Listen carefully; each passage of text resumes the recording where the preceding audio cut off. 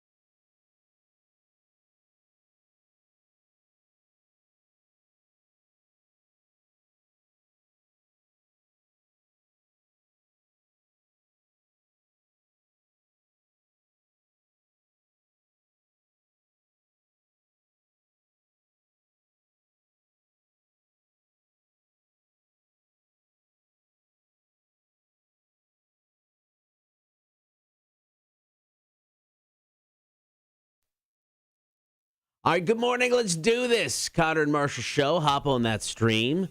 Facebook, YouTube, and Twitch. We live stream the show every morning. Be sure to like, follow, and subscribe while you're there. As always, listen to the show. You can download the app for free.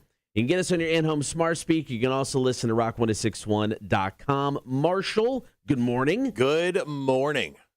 Day after Torture Tuesday, I texted you last night sometime in the evening. I was still feeling the effects of everything that went down yesterday with Torture Tuesday. Yeah.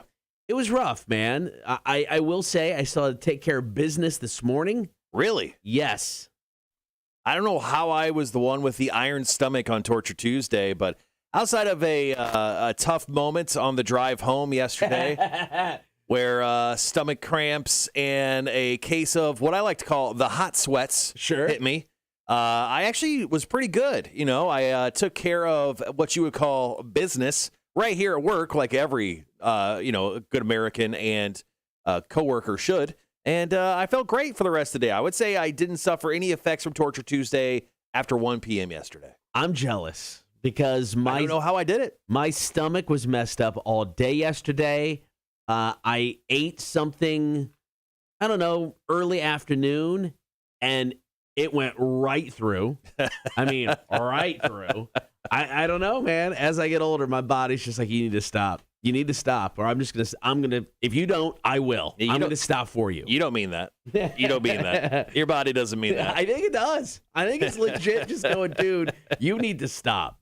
If you missed Torture Tuesday yesterday, we're gonna replay some of that audio coming up a little bit later toward the end of this hour. Also coming up on the show today, Explain the Bachelor. Going to be joined by Lauren from Connect Savannah. That goes down at 9 o'clock. We've got the Mt Rushmore of heartbreaking sports moments. Yep.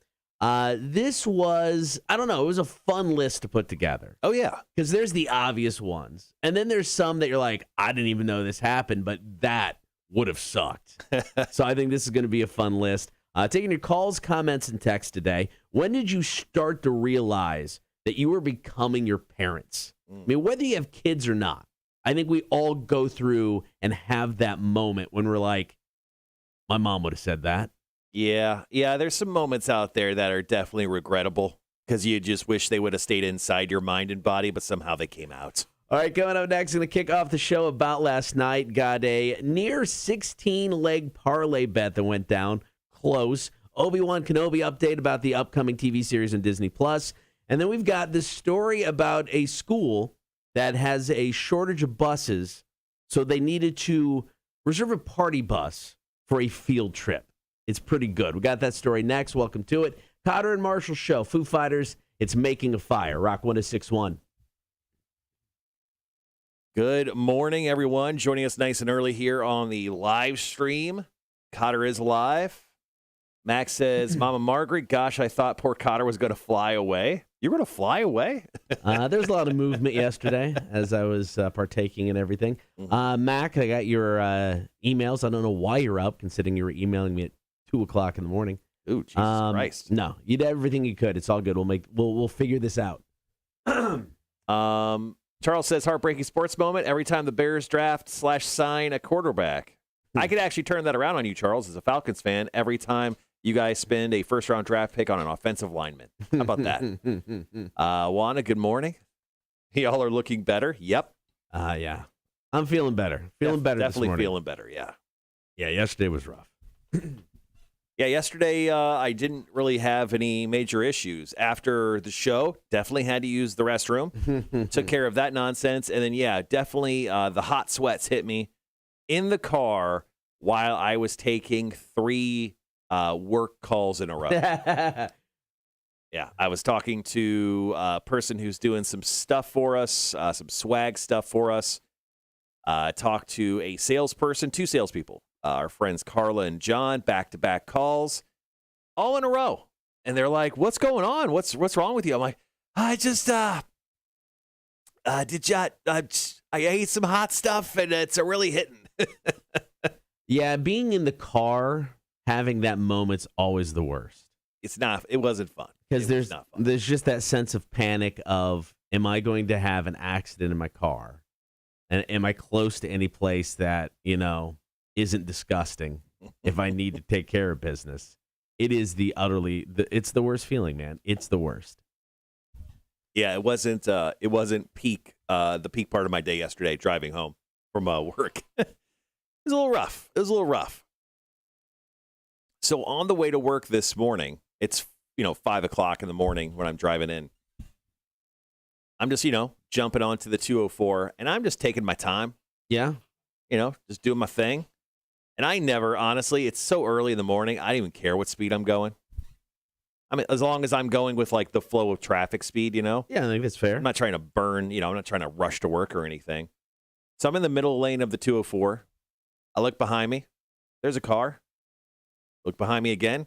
That car has 2 little blue lights on the top of its vehicle. Oh, no. And I'm like, I look to my left, clear lane. Look to my right, clear lane. I'm like, well, this ain't good. Nothing's flashing yet. So I just very casually just get over to my left lane. Yeah. See what happens. Yeah.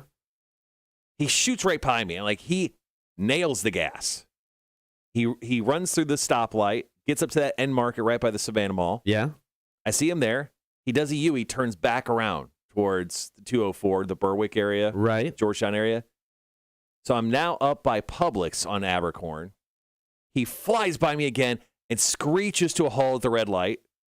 I thought it was Super Troopers moment was happening to me. And then I stop there, and we pull right up to one another. I look over. I can't see anything. The windows look tinted or whatever. He nails the gas again, then slows down, and then jumps on the Truman while I keep going straight towards the Savannah Mall area, or the Oglethorpe Mall area. It's like, what the hell is going on this morning? I thought I was honestly having a Super Troopers moment this morning. Sounds like somebody was bored and was just like, we're going to F with this guy. It's going to be fun. I don't know, you're not even messing with me. Just like, hey, how fast can the car go this morning? All right, guys, be right back.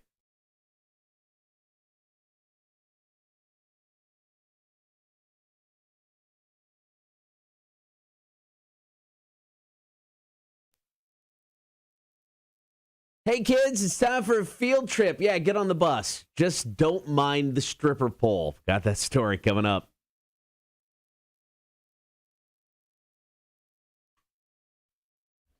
Story number one about last night. Now, currently, there is a shortage of bus drivers nationwide because of the pandemic. And you got some schools here in the Lowcountry and Coastal Empire currently dealing with it. Chatham County had a big bus driver strike. Going on.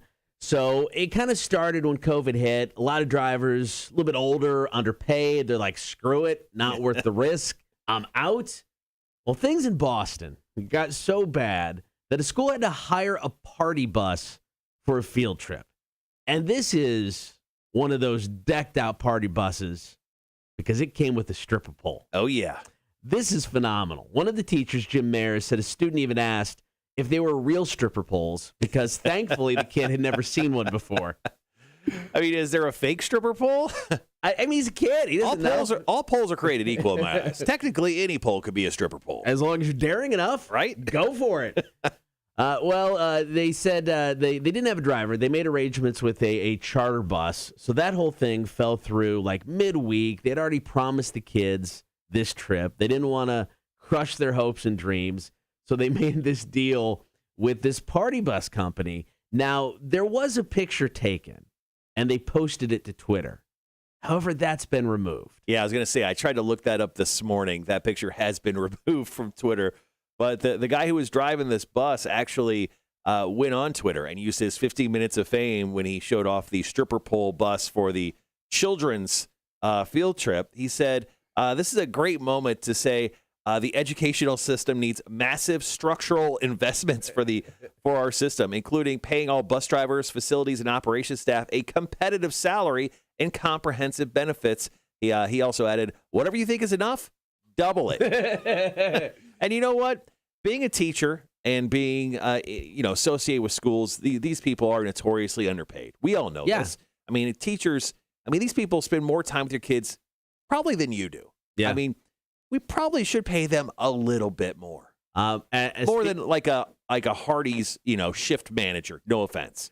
Speaking of someone who's married to a teacher, I wholeheartedly agree. Yeah. Now, I'd be interested to see what the parents' reactions were to this party bus because my wife, anything can happen. You would think kind of a normal thing with kids, and you're always going to get that one parent who just freaks out over every little thing, wants an explanation for everything. Why did this happen? What's going on with my kids? Why did you do this?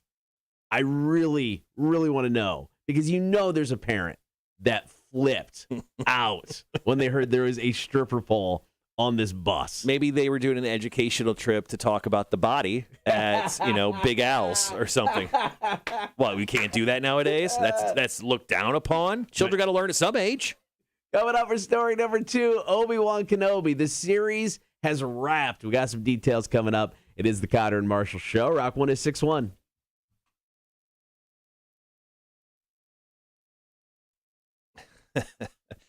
Good morning, Jess.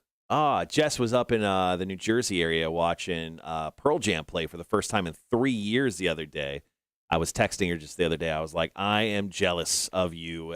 Billy Idol, Pumpkins were on that show. Incredible stuff. Yeah, I'm super jealous of that. Pearl Jam is one of those bands that I want to see. I have to see, and I've never got a chance to see them live. The only thing I worry about when it comes to Pearl Jam seeing them live is them doing, because they notoriously do like these huge long sets, is doing that jam bandy Dave Matthews long set. That's the only thing I don't want from a Pearl Jam show, which I think I'm going to get. Yeah, they do kind of tend to do that, and they'll play, the B-sides and the rarities, and, it's not like you're going and hearing all of the hits. Yeah. It's like this was, the B-side to the 12th single off of, this one record, and you're going to sit back and enjoy. But I'd love to see them live. Dave said, I ate a whole bag of the one-chip challenge last weekend. That was rough.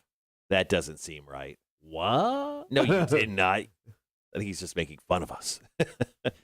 Wanda says, good news. The Monsters COVID test is negative, so Ramin Ass is back home. Good job. Fantastic. Thank you. Thank you for letting your child survive through COVID.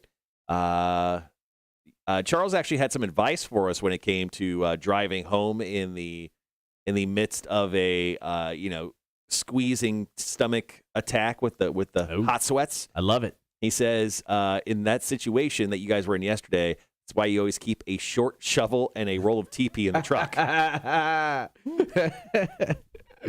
I'll start doing that. The wife will be like, hot challenge again? Yeah, it is. Oh, Gibby's here, man. He said, good morning, Infidel. Stopping by to say I miss you guys. I was able to hear you guys suffer yesterday, but not watch network issues.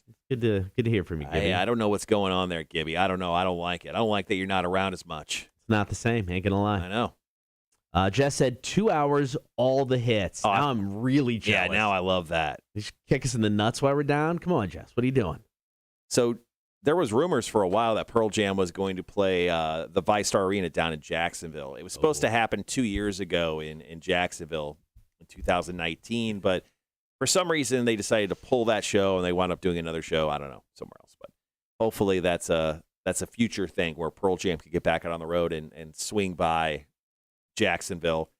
I don't know. I mean, technically they could. I mean, they won't. But I mean, the End Market Arena is big enough where they could probably do a show. Yeah, ish, maybe. Yeah. I don't know. I don't care where it is, man. There was rumors that they were going to play the Austin City Limits Music Festival this year, and I got really excited. And those rumors were not true. That's actually false. And I mean, in fact, it was like reverse rumors that are like, we're going to give you the worst lineup we could possibly give you.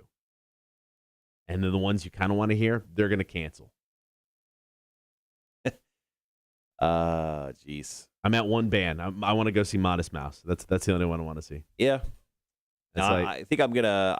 You and I have been talking about it, but I actually think I'm more excited for the Shaky Knees Festival than I am Welcome to Rockville this year, and I'm sad to say that because, I mean, the bands I was most excited for was 9 Inch Nails at Welcome to Rockville. Yeah, haven't seen them in forever. Love to see them live again. They're not on the show, and some bands that I wanted to see that were on that show are no longer on that show. So yeah, I get it. With Shaky Knees, the Foo Fighters headlined one night, and Run the Jewels, who I've become a huge fan of during the pandemic, they're headlining the second night. I kind of want to go see Shaky Knees more. I get that. Yeah, no, I 100% get that. And no offense to Disturbed, I have no interest in seeing Disturbed again. I've seen them 100 times. Yeah. I'm good. Unless I'm going backstage so I can get a picture of David Draymond and feel tall, don't care. It's true. There is one photo of me and David Draymond from, a festival up in Atlanta years ago where the smile on my face, because it's when I realized how short he was. Mm-hmm. And I mean, we're standing there and I'm right next to him and I'm like, this is the most, just this epic smile, this huge, because I was so happy. Right. I feel really tall right now. It's a good moment for me. So, Cotter, yesterday, Disney announced they are doing a Disney Plus Day. It's not like an Amazon Day, kind of. So, Disney Plus Day is going to be held on Friday, November 12th. It's the 2-year anniversary of the service. Okay. Now, in order to celebrate, Disney plans on releasing a ton of brand new movies, TV series, and other presentations to the service. Perhaps the biggest announcement of all that Marvel Studios' Shang-Chi and the Legend of the Ten Rings will land on the platform on November 12th alongside Disney's Jungle Cruise films. At a premiere price, or? It sounds like it's just going to be on the regular service. Oh, score. So, yeah. So both films will just be there for everyone to watch for free if you have the service. They're also going to include the new Disney Plus original movie, Home Sweet Home Alone, a reimagining of the popular holiday franchise. They also have some Frozen animated crap that's going to be going on there. They have a new short from The Simpsons that pays tribute to Disney Plus's marquee brands, whatever that means. But the biggest one I think that's going to interest you, Cotter, is a special celebrating the origins and legacy of Boba Fett from Star Wars. I don't hate this. Yeah, so that's going to be on there. Then they're going to do a special celebrating the MCU on Disney Plus with an exciting look towards the future. See, this is the kind of stuff I want from streaming services anymore. You know, they don't have to do it all the time, but if they would, like, every year they've got Disney Plus Day and they're just going to throw a bunch of stuff at you, yeah. I like that. Because, I mean, it's like I'm paying it. Give us some content. Give us some cool stuff you can't get anyplace else at all. I think that's pretty cool. Gibby, good luck. He goes, catch you guys later. Got to do some work before I get fired. Did you get a new boss or something? Don't get fired. Want us to talk to him? I don't know. I'm thinking about just saying getting fired, man. Maybe worth it. These guys suck. They're also adding a new series called Dope Sick, which sounds like the last series that should be on Disney. It's an original series starring Michael Keaton, which will be released in international markets as part of the Star General Entertainment content offering. Don't know, so it has we have no idea what that is. All right, well, Michael Keaton, I'm kind of sold. I like him. Yeah, so there's all sorts of interesting things coming on November 12th. If you're a Disney Plus subscriber, if not, $7 a month. Now it is, at least. You could pay for a year in advance. Maybe a good idea just to, if you've been on the fence about joining Disney Plus, get it for this price, because I got a feeling it's going to be going up here at least year 3. You would think, because, I mean, for what you're getting, at least at this point now, it's really a good. I mean, it was a good deal when it started. I think everybody expected more out of it in the beginning, and then they started churning everything out a little bit quicker. So, I mean, it's still a great deal for what you're getting. I agree, though. I think eventually that's going to be double. Yeah, with Disney Plus, though, I mean, I'm not really. The only stuff I watch is the originals, and I turn it off for like 2 or 3 months. Agreed. I mean, I'll go back and watch, I mean, I've rewatched some of the Star Wars stuff. We went back and rewatched some of the Marvel stuff, but I'm not deep diving into, the Apple Dumpling gang. Yeah, I'm still 100%. I think I use Netflix, and I've been watching The Sopranos, of course.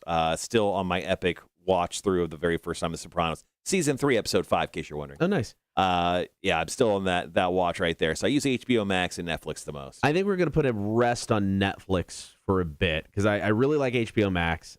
Speaking of old TV shows, going back watching the Larry Sanders Show, which if you've never seen Larry Sanders, it's Gary Shandling. Yeah. It's from the early to mid 90s.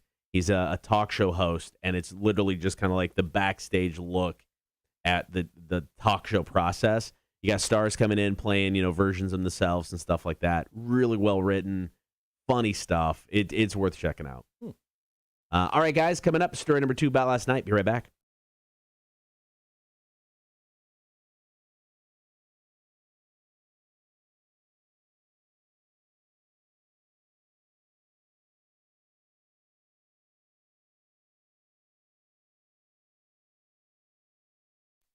Forget What If. Forget Hawkeye. Give me some Obi-Wan Kenobi.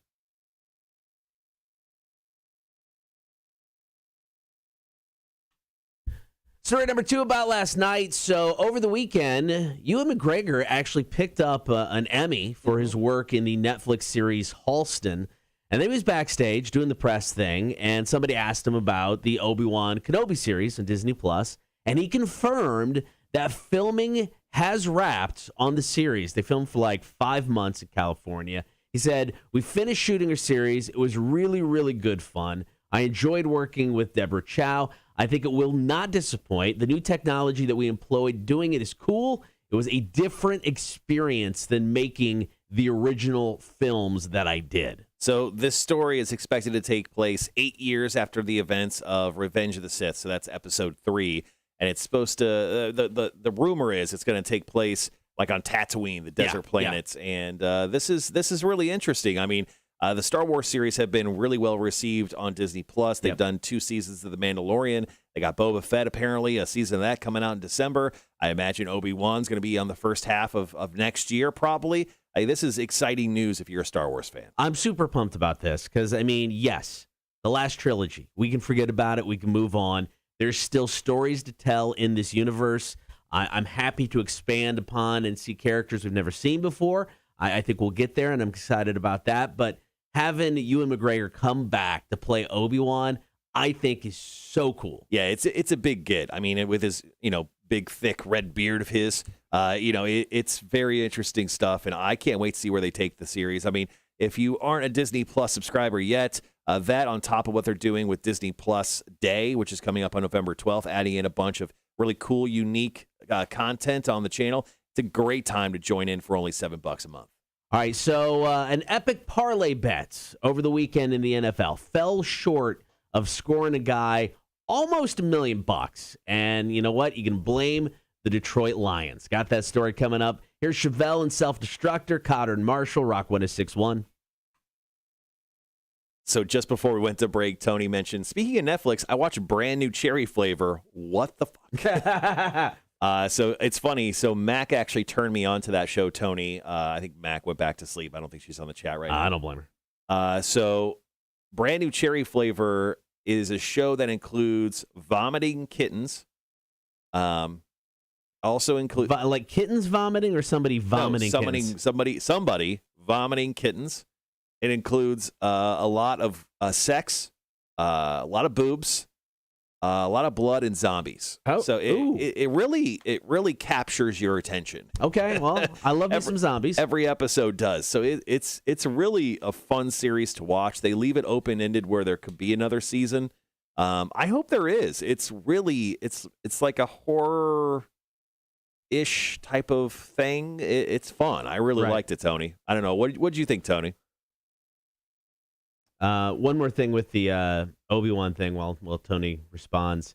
Hayden Christensen's coming back. Anakin, Darth Vader. I don't know if we'll see flashbacks of Anakin. I'm curious to see. I hope they do, because I'm curious to see him do that role and not have George Lucas directing him or writing for him or having anything to do with it. Because I don't think he's a bad actor, and I think the role could have been better in different hands. Oh, sorry, I forgot to mention something. Tony just mentioned it here. There's some fisting. there's a little bit. There's just a touch, a little sprinkle, a little salt bay of fisting. Can you really just have a sprinkle of fisting? That's something that just really, no pun intended, you just go all in on. Yeah, nope. Yeah, it's just a little sprinkle. Just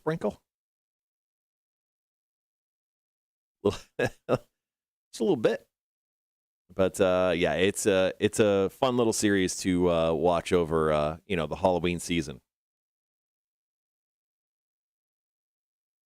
All right, got about 3.5 minutes. Don't forget, call, comment, and text today. When did you start realizing that you were becoming your parents? Like I said, whether you got kids or not, you definitely go through this. There's that moment where you're like, Jesus, I'm a dad.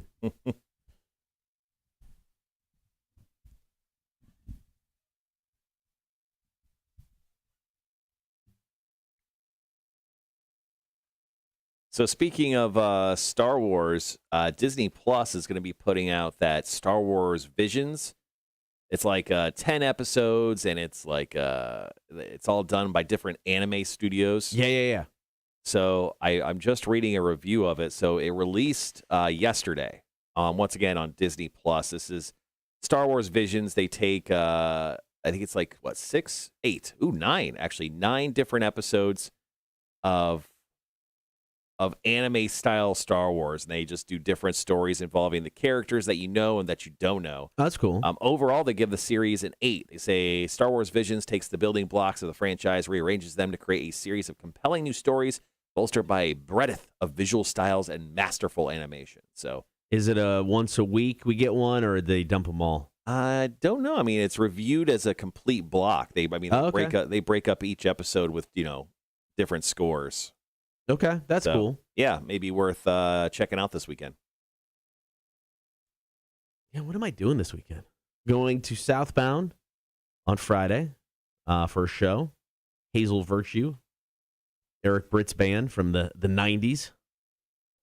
That's all my plans so far. Charles, you kind of missed something. Fisting. He goes fisting at A Perfect Touch. No, A Perfect Touch watch fisting via a TV show called Brand New Cherry Flavor. Turn on your Netflix. Check it out. I'm cooking breakfast. Didn't hear that last one. Turn around fisting? What? Yeah, you were. What happened with Torture Tuesday? That's what I'm saying, Eric. You go all in on it. You go all in on fisting. Hey, look, we're not going to talk about the the finer merits of fisting, gentlemen. It's way too early in the morning. But You is sick it? son of a bitches? But is it? I'm going to need a coffee for this. Need a coffee. We're not like talking the birds and the bees. I got just under a minute. Story number 3 about last night. We got some audio from Torture Tuesday yesterday, if you missed that. It takes place while we're chugging the pepper-laced Mountain Dew. So Yeah, that was a good choice of audio probably to choose from. That was where you were having the toughest time. Yeah, I have. It includes both of us drinking. Right. So, so it's pretty good. I like it. Yeah, Cotter, oof.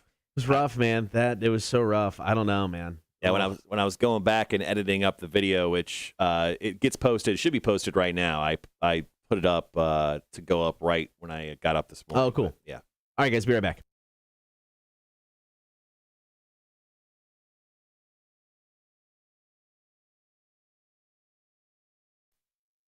We almost had another epic parlay bet over the weekend, but then the Detroit Lions had to go and screw it up. That story's next.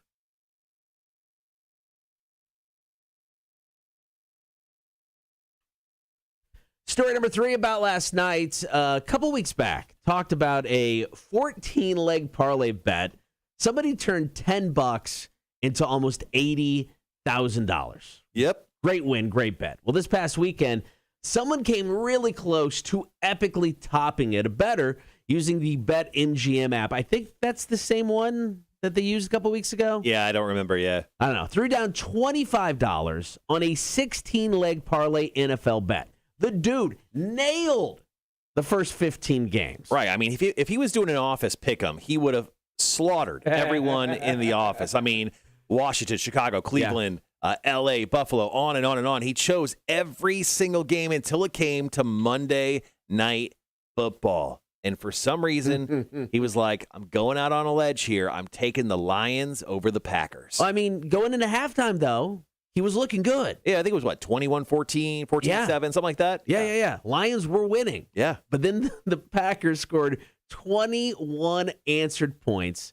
Unanswered. Completely crushed this guy's soul and hopes at winning. Now, if the Lions would have won, $25 would have paid out almost $725,000. Yeah, and there was no like getting out of the bet early. Sometimes you're able to get a reduced payout just by cashing out early on a bet like this. But because he was like a first time user or something, they give you like 25, $50 to like gamble for free on.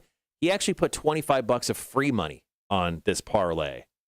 Probably a rookie move. This guy probably was one of those first time bettors. Didn't know probably one of those little caveats to the whole BetMGM free bet type of thing, and he wasn't able to because, well, the money was from the house, so he was betting with the house's money. So, man, this close. He was an hour and a half away from almost becoming a 725,000, heir. I know it's only 2, and this guy didn't win, but hearing these stories, I'm really like, I really kind of want to make a bet. I know, Cotter. I'm scared. It's almost like the state of Georgia. Maybe Governor Brian Kemp can maybe legalize gambling in the state of Georgia and bring in hundreds of millions of dollars of revenue to our fine state. It almost seems too logical. Yeah, but I think it's a slippery slope, and once I start, there's no turning back. I'm telling you, like, you couldn't even say slippery slope because you were thinking about betting right there. I'm so excited. Exactly. I'm You're like, so excited. what kind of parlay could I do? Slippery slope. It doesn't matter. I'm just salivating. Exactly. At the thought of it. We need gambling in Georgia. We absolutely do. Can we gamble on the apps like this? I think you can do some sort of minor gambling on DraftKings, right? But I don't think you can do. You can't use BetMGM. They have regional locks for states. Isn't this America? Isn't this the land of the free? Well, yeah. That's another conversation. All right, coming up next, if you missed Torture Tuesday yesterday, Marshall and I Both suffered. I think for whatever reason, my body hated me worse yesterday. Yeah, it was your turn. It was horrible. All right, we got some audio from yesterday's Torture Tuesday. We're going to get to that next. Hang tight. Cotter and Marshall, Rock 106.1. Yeah, so if you guys want to watch the full Torture Tuesday video, I mean, not full, but, edited down to a nice, sultry less than 20 minutes, it is currently up on our YouTube page. Sorry, I just want to remember where it starts. All right, I'm going to grab or at least start some coffee. I'll be right back. Yeah.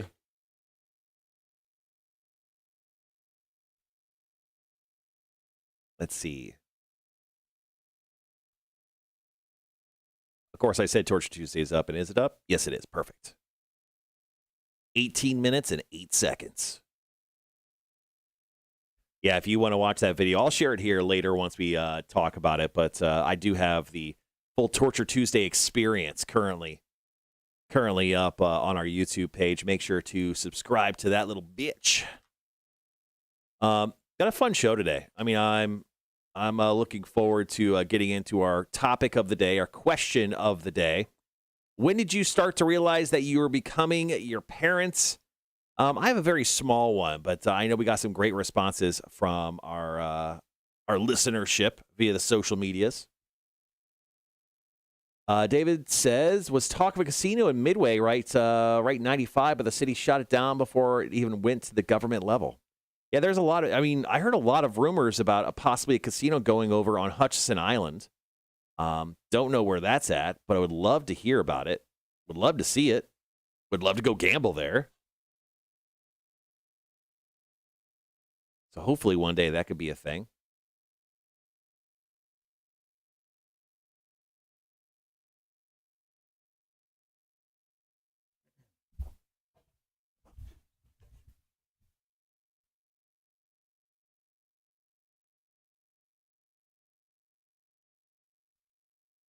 If we had a casino in the Savannah area, how many times a year do you think you'd go? I mean, we had the boat for a while, and I never went.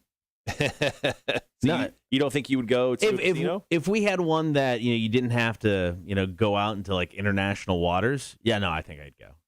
I mean we had the one in Peoria. I mean, when I lived in Illinois, I mean it was about even when I was in Pekin, it was a 20-minute drive. I only went a handful of times, but I mean I don't know. I think I got a little bit more disposable income now in my life. Yeah, I think I'd go occasionally. Yeah, I think even if I wasn't able to bet via my mobile phone, I would probably go there a couple times a year just to lay down some egregious bets. No, I guess it depends, though, too, because, like in Illinois, you could do the gambling, you can do the casino boats, but they didn't have a sports book, right? Paradise? It was just... I have no idea. I don't think it has sports book, so, yeah, legal weed, too. Both of those things need to happen.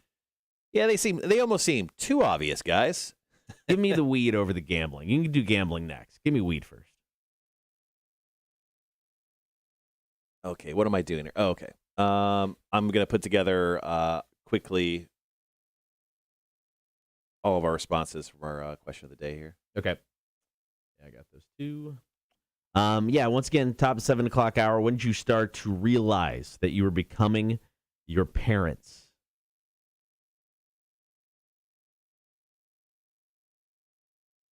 You can comment with those stories. You can give us a call if you'd like.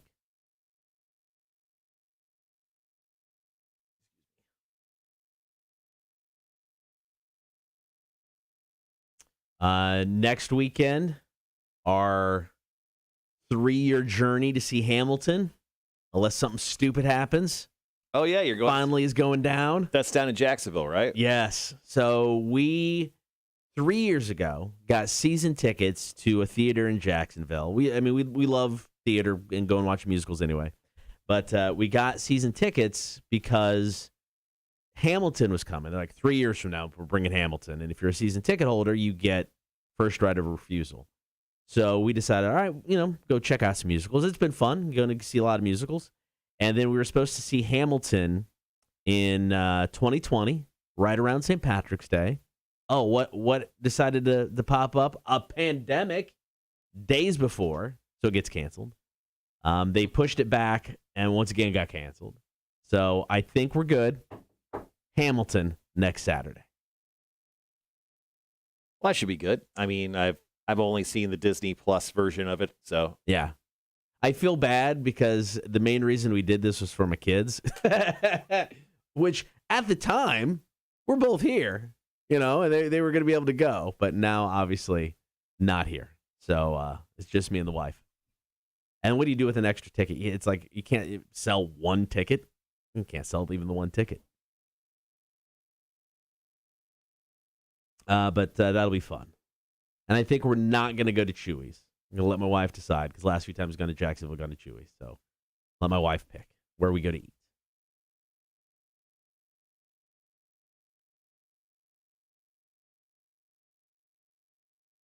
So briefly talked to AW yesterday. As of yesterday, it sounded like boat day was happening on Friday. Oh, okay. I didn't get a chance to really sit down and ask him any more details because Monty Jet is procuring the boat. So some of it depended on Monty. So we'll find out. So it's just programming. Mac's gone. Mia's out. So it's me, you, Stacy, Monty, A-Dub. I don't know if Mike's coming. I think Tim Janier is invited. Jake, but then Jake yesterday is like, I don't know if I'm going to go. Isn't this mandatory fun day? I'm going to sit down and tell him it's mandatory. But, dude, you're going. So, yeah, it's going to be the smallest. It's the smallest company outing ever. So that's why we're not doing a show on Friday. We were actually setting up to do everything for our live show on Friday, but we were told it was mandatory fun day. Yeah. So we are not on the air once again on Friday. Sorry, guys. Hey, if the company's going to take me out in a boat and buy me drinks, I may even put out. Maybe. Getting closer to December, obviously, so we'll need to eventually pick a day because we had promised our Christmas special where we're just going to come in studio, not on the air, stream only, drink some beverages, ask the internet questions that we felt we couldn't even ask. Yeah, so we're going to do that sometime in December. Yeah, got to figure that out. We'll pick a day. All right, we're about 30 seconds away, so we're going to jump on the air for just a hot second, and then we're just going to replay the audio from Torture Tuesday yesterday. And then after that, we'll dive into our question of the day, top of the 7 o'clock hour. Yep. It's under 2 minutes of audio, so obviously not the whole chunk of it. Like Marshall said, you can check out the stream if you missed and want to check out the whole thing. All right, guys, under 15. We'll be right back.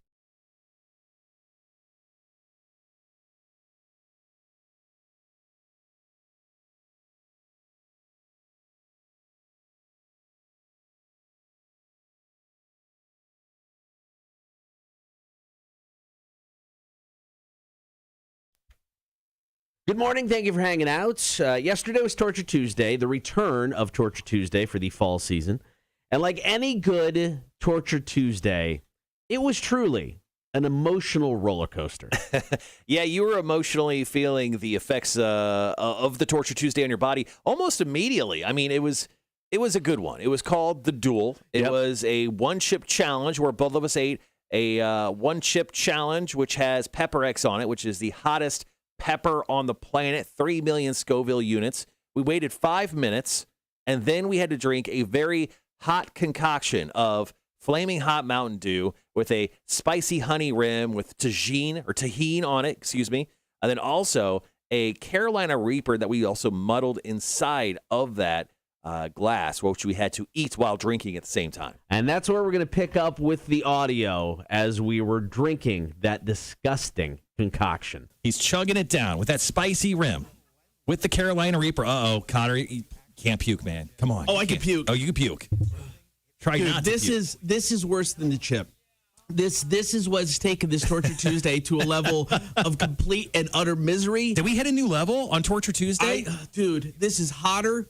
So you swallowed the chip almost whole. You chew it up and swallow it, and the heat, you don't get all of it, in your mouth and throat. Yeah. You're not missing. This is covering all. My mouth and throat are utterly on fire right now, and I'm not even halfway through.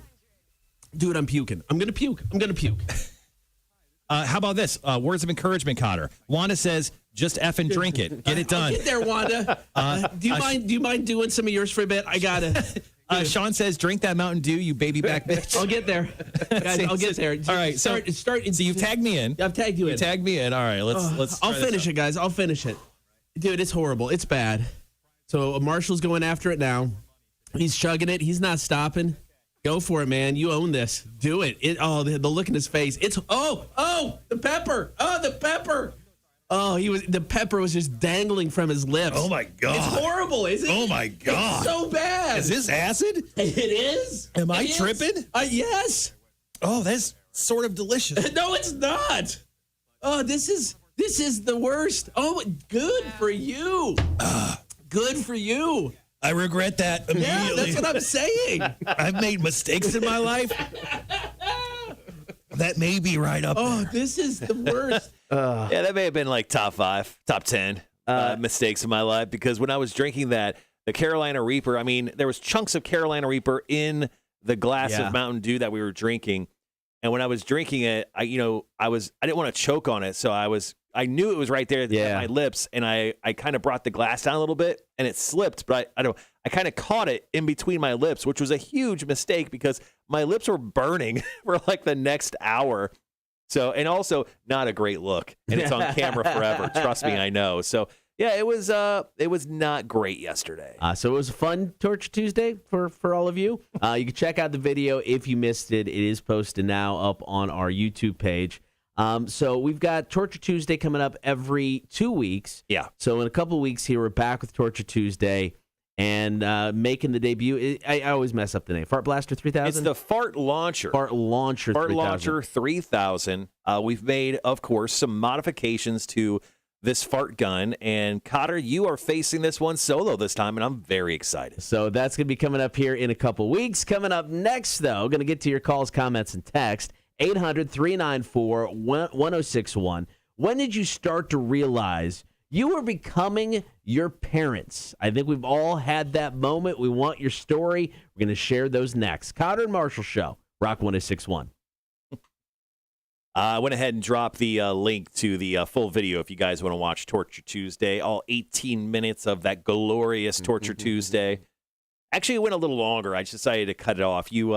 At the end of our second break, the face you were making was just it literally made me laugh out loud at my home when I was editing the video. I'm like, I'm going to end it right here. I mean, the effects go on, but nothing really topped that moment. So, hey, go out on top. Yeah, we ended it right there yesterday when it came off of Torture Tuesday. Sean's on the chat. Good morning, sir. He goes, how are you guys doing? How's your bellies? How's your belly, Cotter? Like I said, I still had to take care of some business when I got up this morning. But I'm doing much better now. Yesterday was rough. I ate and when I got home, and that was a mistake. I tried to nap, didn't happen. I mean, not just the stomach. There's some other work stuff. So no nap. And then yesterday, I'm hosting trivia at Rachel's, and I was like, I'm in pain. I mean, I was at Rachel's when I texted you last night. Saying, this thing is still kicking my butt, and I was kind of sweating it at Rachel's because it's like it took me like a decade to go number 2 here at work. Sorry, ain't going to happen at a bar unless it's an utter emergency. And I was really worried I was going to have that utter emergency last night. Morning, Sandy. How are you? I love Sandy. Sandy says, where'd it go? Sandy says, hola, mi amigos. Glad to see you feeling better, Cotter. Wanda says you guys are the goats. Goats are dumb. We are the goats. Yeah, I like it. Tony says, watch you guys listen to this back is so revealing a personality. Cotter looks dismayed and concerned. Marshall smiling large and mischievously. Yeah. Just reliving that moment, that feeling of just utter pain and terror wasn't good. You really hated that soda. You really hated the idea of having to once eating the chip. I feel like you thought Torture Tuesday probably should have ended there, but No. I don't think it should have ended there. I mean, I'm completely fine going above and beyond. I'm not saying I don't regret it. I'm not saying I liked it. Not saying it's your finest moment. Well, no. I haven't had one of those in years. But no, I mean, it was gross. Yeah, the soda was not good. The combo of the sweet is what I was worried about. Because the first Torture Tuesday, our first thing we ever did where we puked was the beer mile years ago. and we purposely drank cider because the extra carbonation is extra sweet because the goal was we hope to puke. Yeah. And I think that's what made me puke. So I was just having flashbacks at the beer mile thinking this is what's going to push me over the edge. Yeah, I think doing the spicy honey and the tahine spiced rim was a nice touch. I liked it. I'm happy I did that. It was just enough stupid, and it made it look even cooler on camera. So yeah. All right, I'm gonna grab my coffee real quick. All right, guys, we're going to dive into the 7 o'clock hour with our question of the day. Share your stories with us. When did you start to realize you were becoming your parents? Was it something you said? Was it something you did? Did you put the fork on the left-hand side of the drawer instead of the right? And you're like, and your mom had a thing about that when you were growing up? I don't know. My mom was a little OCD. She still is. And she there's certain things she likes the ways she likes them. And she's a tiny woman, which is weird that I came from her because I'm a big giant freak.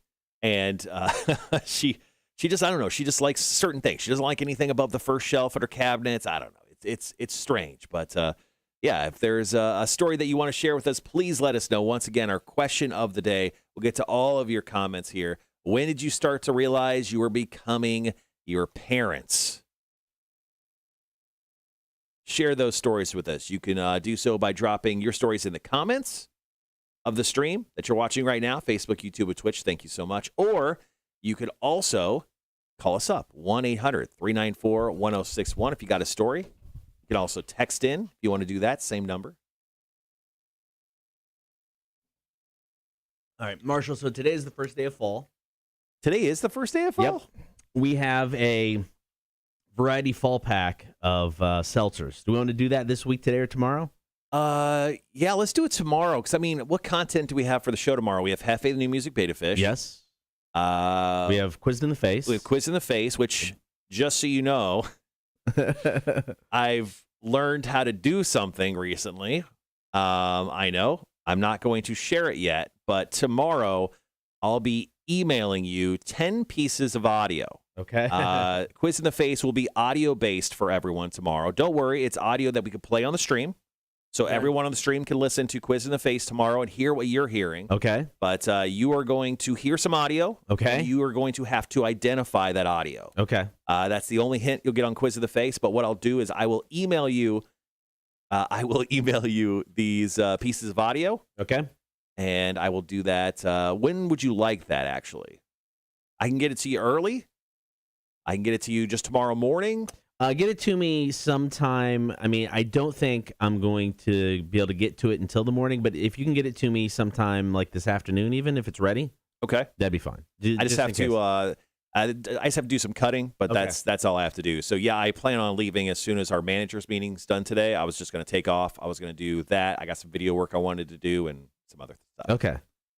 But yeah, Quiz in the Face tomorrow is going to be. I told Aaron about it yesterday, and he laughed his ass off. Okay. So it should be a fun one. But anyway, yeah, Quiz in the Face. But yeah, we should do the Bud Light Seltzer review. Okay. So there's 4 new Bud Light Seltzers. It's called the Fall Flannel Pack, and we currently have them up on the shelf behind Cotter. Yes. There's 4 flavors. There's Apple Crisp. There's Pumpkin Spice. There's Toasted Marshmallow. And then there is, what's the last one? I can't see. It's got the sheriff's badges on it. Oh, pear. Is it there a pear one? Something. Yeah, I don't know. What is it? Maple pear. Maple pear. So we are going to try out all 4 of those seltzers on the live stream tomorrow, and we'll let you know if the Bud Lights. Sorry, my camera looks weird. The Bud Light pack is worth getting.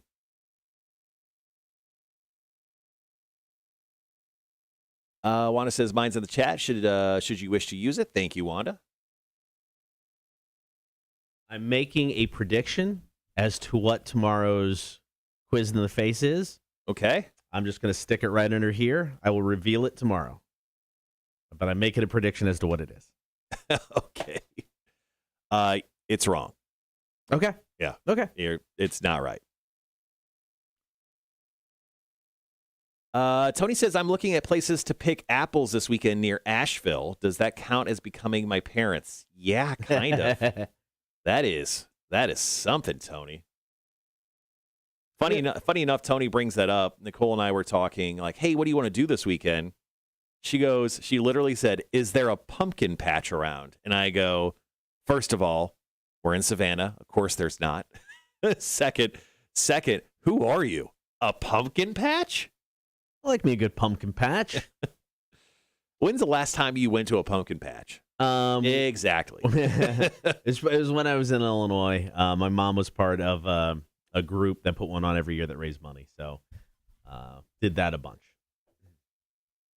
Wanda says, yes, first day of fall. I'm ready to use my fire pit. Bring on the cool weather. Agreed. And we're just doing the seltzer. We just doing that on the stream. We doing it on an air. No, let's do it just on the stream. Let's do it for, the fine people who hang out with us each and every morning. I mean, we could talk about it. Like, if there's a break, how about this? Let's do it. I mean, even if we have a break, we can do like even one on the air. I don't know. However you want to do it. Why? What are you thinking? Let's just do it on the stream in the 8 o'clock hour. We'll do it on the stream in the 8 o'clock hour tomorrow. We'll get past trivia, and we'll have the 8 o'clock hour to kind of go around and chill out.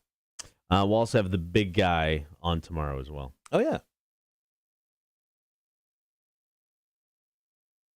Wanda says, top 5 today. Is it Wednesday? Yes, it is. Yeah, I have not put together my top 5. Have you? No, I have not. I mean, I have like 27 things to do, so I've definitely got a full top 5, but I have not written it down yet. Yeah, I'm not sure. I mean, we haven't gotten a note saying we're not having a meeting, but we have another meeting about some other stuff going on again at 10 o'clock today, so I'm not sure. Oh, it sounds like we're not having a manager's meeting. I don't know. I'm trying to. I don't remember if A-Dub had to be there or not. And I think if he has to be there, that'll be the big test of whether we have a meeting or not. So there's an outside chance. Ooh, that means I may have to get a leave after the show today. There's an outside chance we don't have a meeting tomorrow or today, not tomorrow. Yeah, we'll get to your top 5s just after 8 o'clock today, Wanda. Thank you for bringing that up. Tony goes, my prediction is something horror movie related this weekend. Actually, that's guaranteed. I will definitely be doing that this weekend.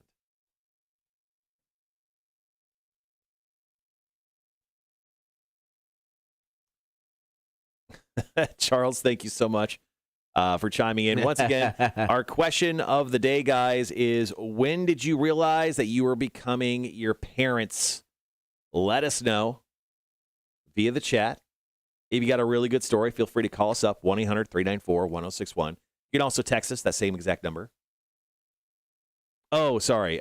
Tony was talking about my quiz in the face tomorrow, horror movie related. Actually, I just did one. I did serial killers. I think I did like 2 horror ones out of 3 weeks. I think I separated them by week. Anyway, I'm not doing it's nothing horror movie related. How about that? Okay, no, yeah, that's not my prediction. I do have one for you coming up. I was going to hold it until October. That is a horror movie related one.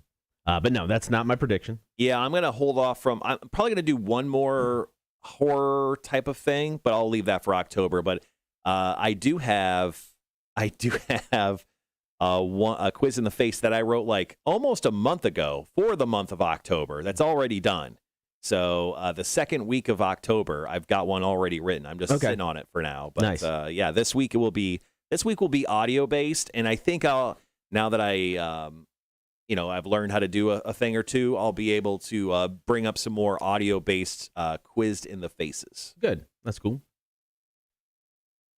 The audio clips that I'll send you tomorrow will just be numbered. I obviously don't want to let you know what they are. Yeah, no, that's fine. I won't listen. It'll just be numbered 1 through 10. Okay. Excuse me.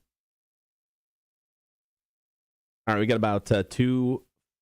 All right, how do you want to work this? I have one, but it's not a great one. I've got 2 that I can share, both about my dad. So. Okay.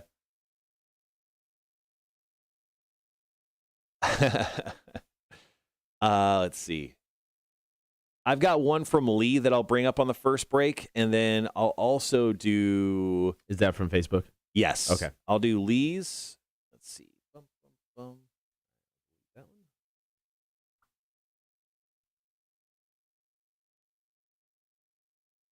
How about this? I'll do Tony's, and then I'll do Lee's on the way out. So start with yours. I'll go Tony's number 2. Okay. And then I'll do Lee's number 3. And then let's cut out on the break from there. Yeah, that's cool. And then we'll save what we got for the second break. If we get more content, great. If not, we may want to stick to just 2 breaks on this. Yeah, that's cool. It's weird.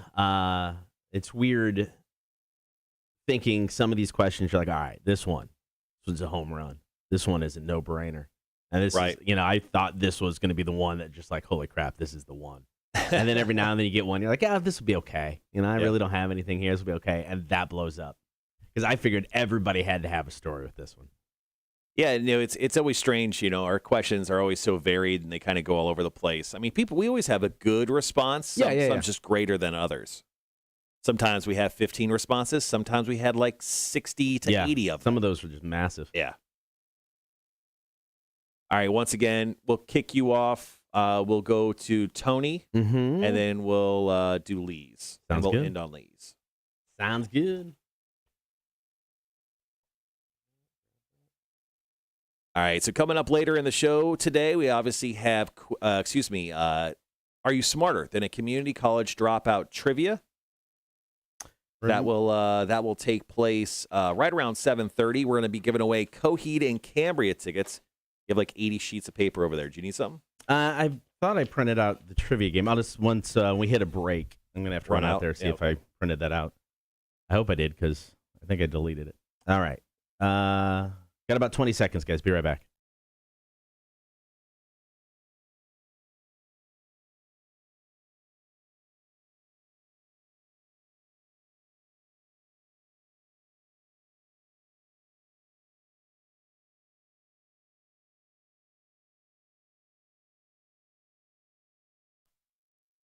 So when did you realize that you were becoming your parents? Call, comment, and text now, 800-394-1061.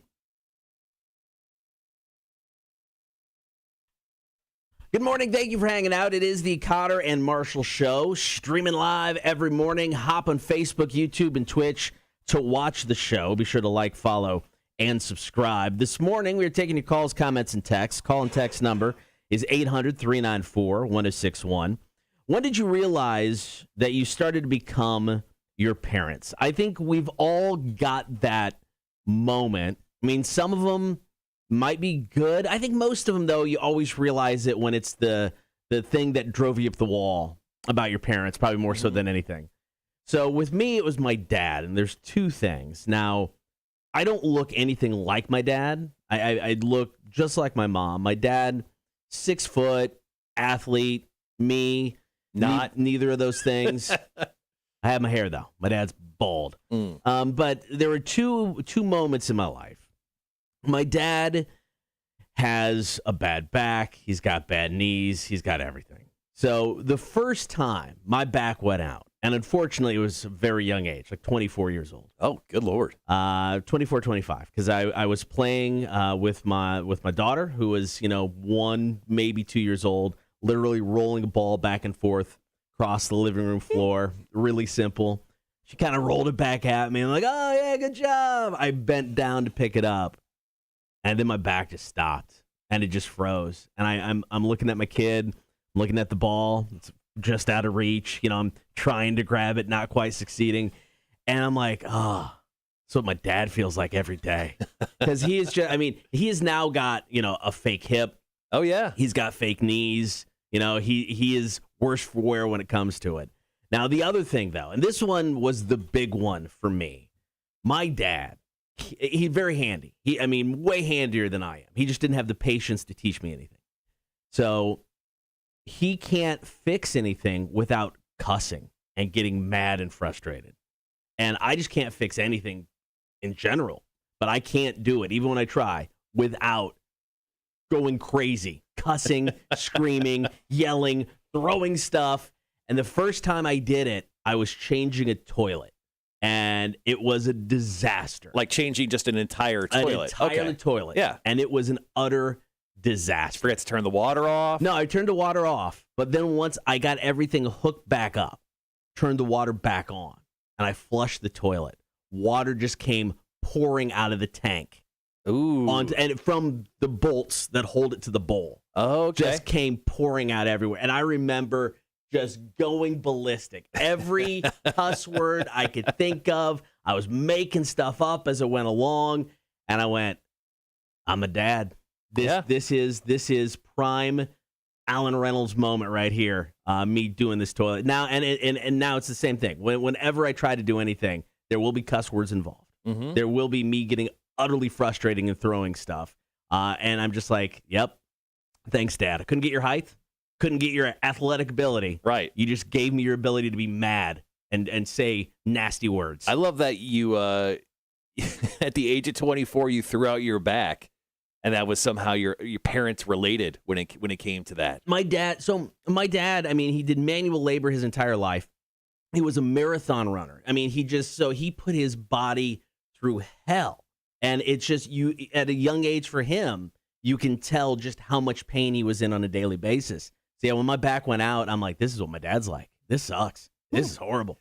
Yeah, that's a little strange. It's a little strange for a man who's very non-athletic. Maybe also hasn't worked out in his life. Just throwing that out there.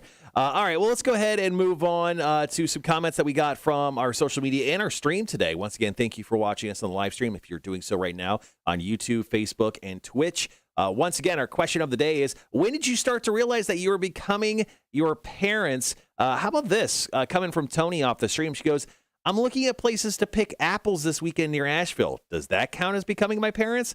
Yes. Talk about it's one of the, like that and going to a pumpkin patch are like the top two things that like you are definitely becoming your parents. Because I don't think even before the idea of 35, I ever thought, good old apple picking weekend. I think I'm going to go do that.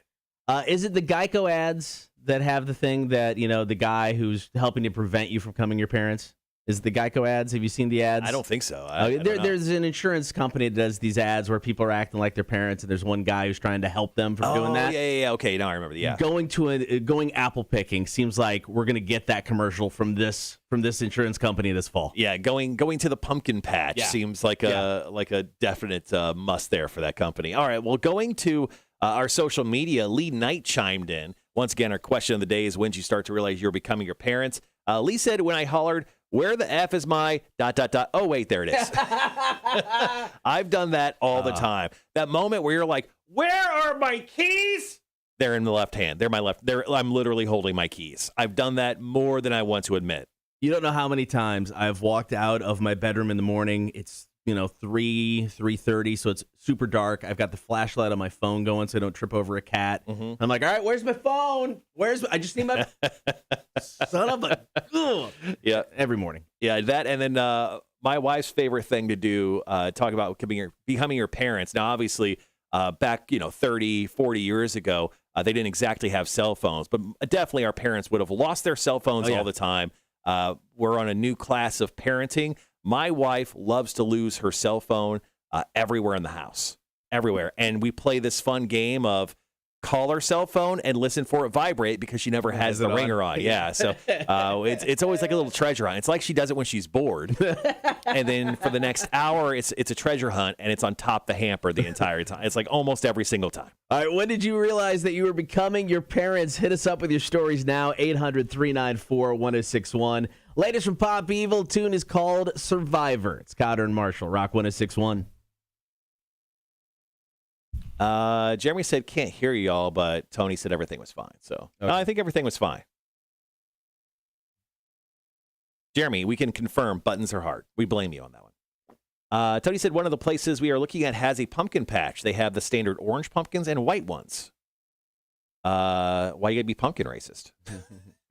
If we go, do you want us to grab you a couple, Marshall? Nah, I'm good. We actually do, my wife and I carve a pumpkin every year. It's kind of a tradition we have. You guys do like the fancy carvings, right? So what we do is there's a website called zombiepumpkins.com, and if you make a $2 donation to the website, and I don't know if it goes to like a charity or something, they add like 5 new like carvings every single year, and it's all like pop culture related, like Disney characters, and they have also got like some horror icons and stuff. But go to zombiepumpkins.com, and they essentially just give you like a little, I don't know, a little traceable little cutout that you just tape to your pumpkin and you just carve it out. So yeah, the last few years I've done like Ash from the Evil Dead and Thor, and I've done all sorts of cool ones. But yeah, guys, if you do any sort of pumpkin carving, zombiepumpkins.com, $2 for like one or two of them. I can't remember, but you could actually get like a membership for $20 a year, and you could print out every single one of them if you wanted. Oh, nice. Okay. It's pretty cool though. Like it's something that my wife and I do every year, and then of course we do it in October, so the pumpkins last for like a week, and then they're mush. Yeah. Oh, yeah. All right, guys, got about 2 minutes. We're back at it. Jeremy, thank you for your comment there. Salsa Mark dropped. Yeah, I got it. Okay, cool, got it. Yep.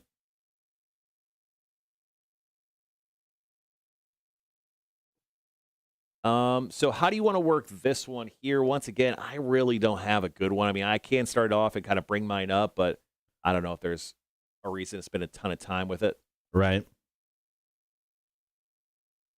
Wanda says the weed is strong on Skidaway today.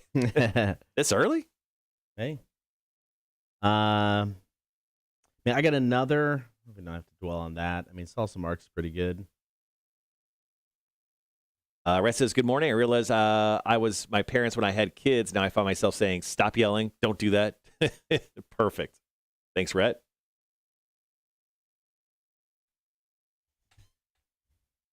Also, good morning.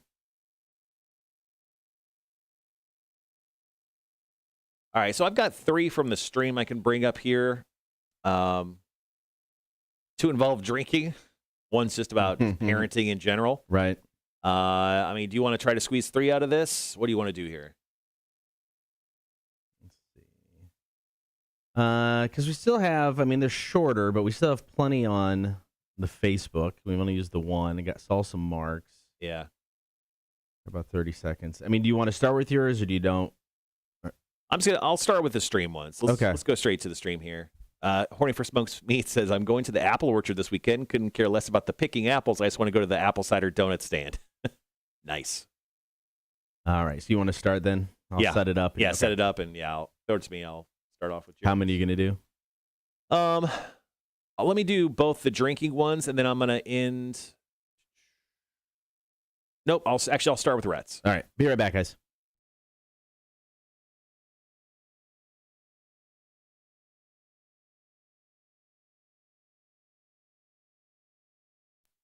We're taking your calls, comments, and texts this morning. When did you start to realize that you were becoming your parents? What was that moment? And usually when it happens, you're like, damn. Yeah, do you take a breath? Do you just do you sigh very audibly? Yeah. Oh, my God. Well, Red had that moment, and he chimed in on the stream. Once again, thank you if you're watching our live stream this morning, Facebook, YouTube, and Twitch. We do stream our show every single morning. Red chimed in and said, good morning. I realized I was my parents when I had kids. Now I find myself saying, stop yelling. Don't do that. Do you want a spanking? Yeah, I mean, isn't it funny when you become a parent and you yell at your kids for yelling, but you're also yelling at them? Yeah.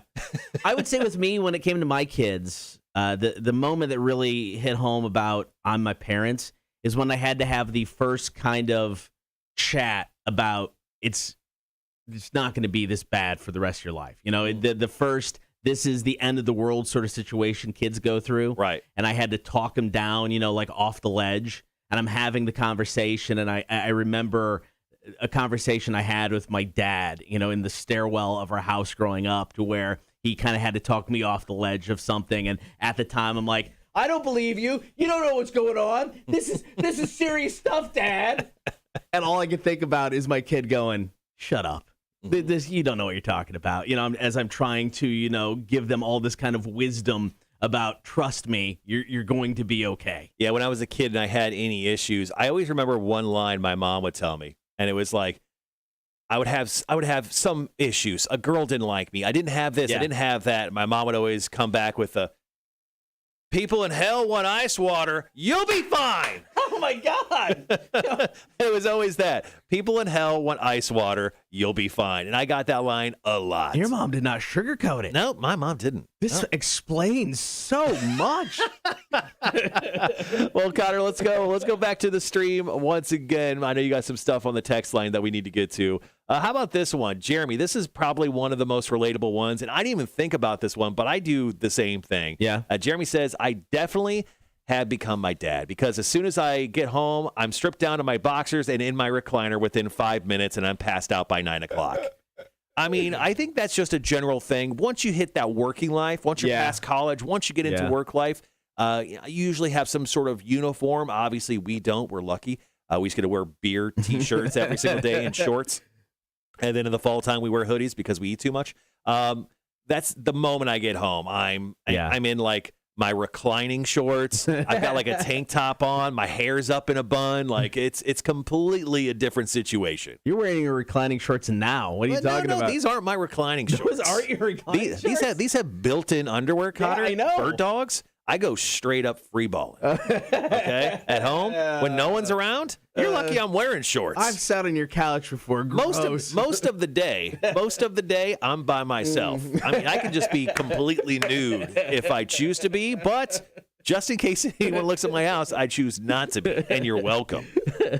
You can call, comment, and text 800-394-1061. When did you start to realize that you were becoming your parents? Salsa Mark hit us up with a text. So I realized I was becoming my parents when I started to criticize all the young kids about how they drive and how they don't signal and how they don't stop at the lights. They're playing with their phones. It's just every damn thing we've already lived with. Those little bastards are learning now. That's a little bastard. And doing what they think they're smarter than us because they're living it, even though we already went through all of it. Yeah, I think Mark's at the age where he just needs a stick so he can shake it. Right? I think that's is that like a parent thing? Like there's a certain age where when you're a parent that you should at some point no one's going to listen anymore. You just need to get that stick. So everyone's like, "What's he doing? You should listen to that guy. He's shaking his stick. He's got a stick." All right, call, comment, and text 800-394-1061. When did you realize you're becoming your parents? It's the Cotter and Marshall Show, Rock 1061.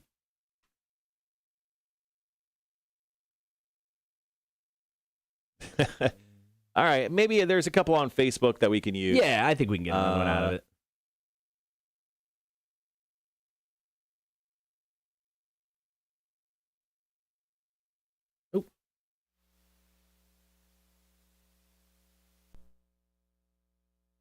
Got a call here, guys. Rock 1061, hello. Hey, how are you guys doing today? Good, how are you? I'm good. It's Meredith. Meredith.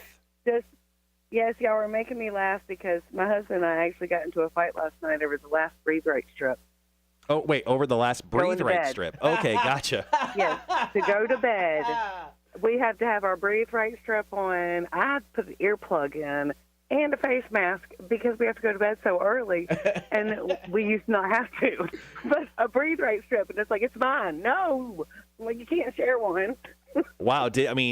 Was this like an all-out fight? Like, are you guys talking right now, or is it just was it a fun He just cute asked me fight? if I was okay. So, he just asked me if I was okay. So I didn't sleep well, but it's okay. So he ended up with the breathe right strip. Yes. Wow. So, Meredith, I know. follow-up question: how do you plan your revenge on your husband today? Well, I don't know, but I'm going to think about it, and I'll let you know tomorrow. Absolutely, yeah. Perfect. Text us. Let us know. That's awesome. Okay, have a good day. Thanks, Meredith. Bye. All right, that was a fun one. Why don't you edit that up real quick? We'll be right back with audio on the stream, and I'll be chatting with you guys on the chat. All right.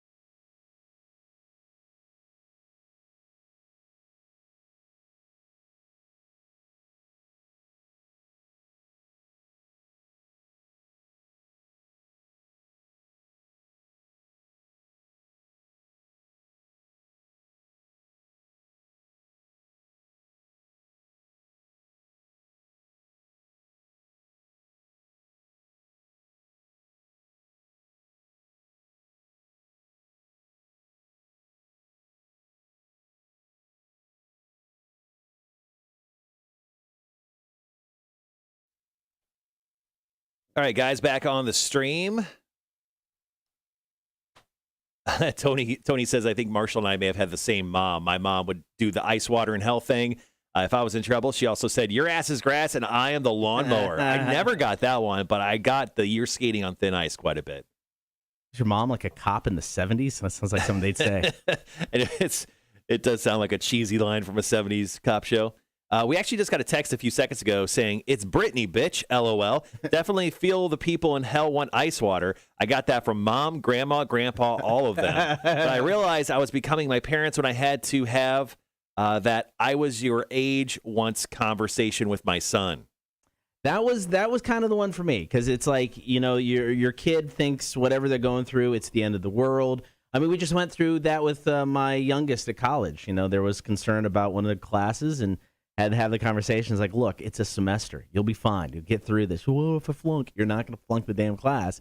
You'll be fine. And it's just, they're caught in the moment, and they think it's the end of the world, and, it's never going to get any better. And trust me, it'll be okay.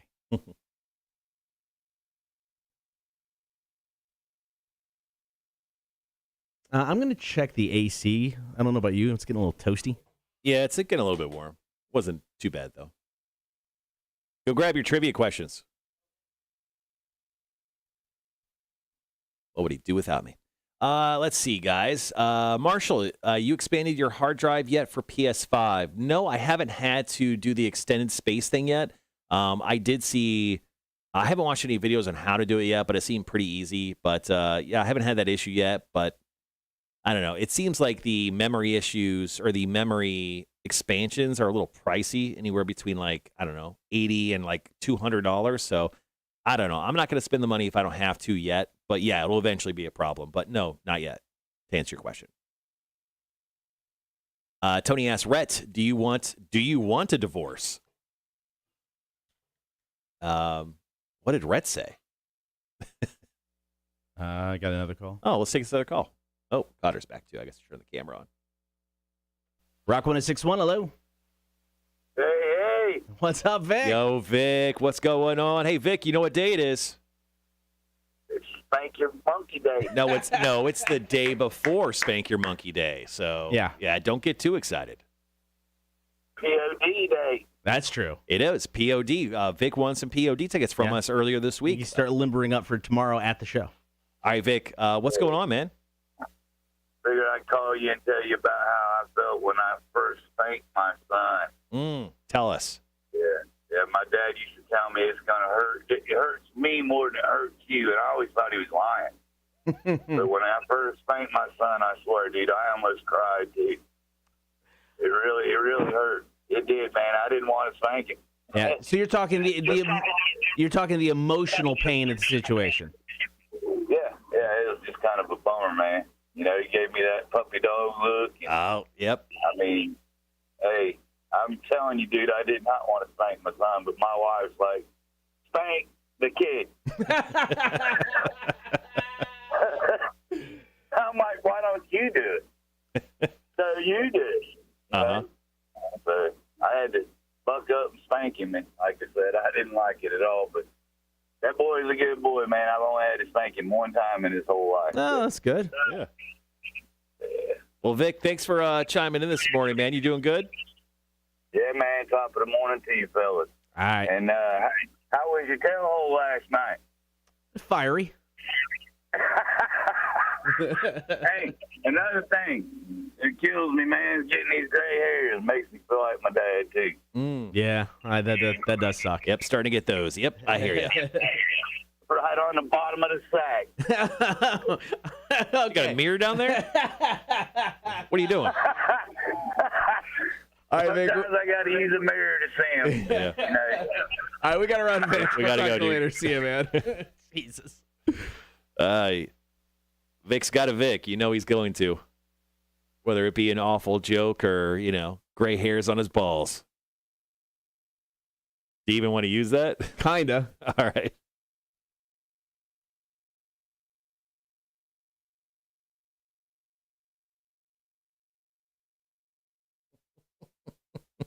Sorry, I just read Charles' comment. He goes, a heartfelt story for Vic. Gave up spanking the kid for spanking his monkey. All right, Cotter's editing that up. They were just going to do Real the quick. ball sack part. Yeah, just the ball sack part. Yeah. All right, how do you want to work this break? We're 45 seconds out. Let's end on the. Hold on. Start with Vic, end with Meredith. Yeah, that's fine. Sorry. Yeah, start with Vic. Let's end with Meredith, and in the middle, I'll do. We'll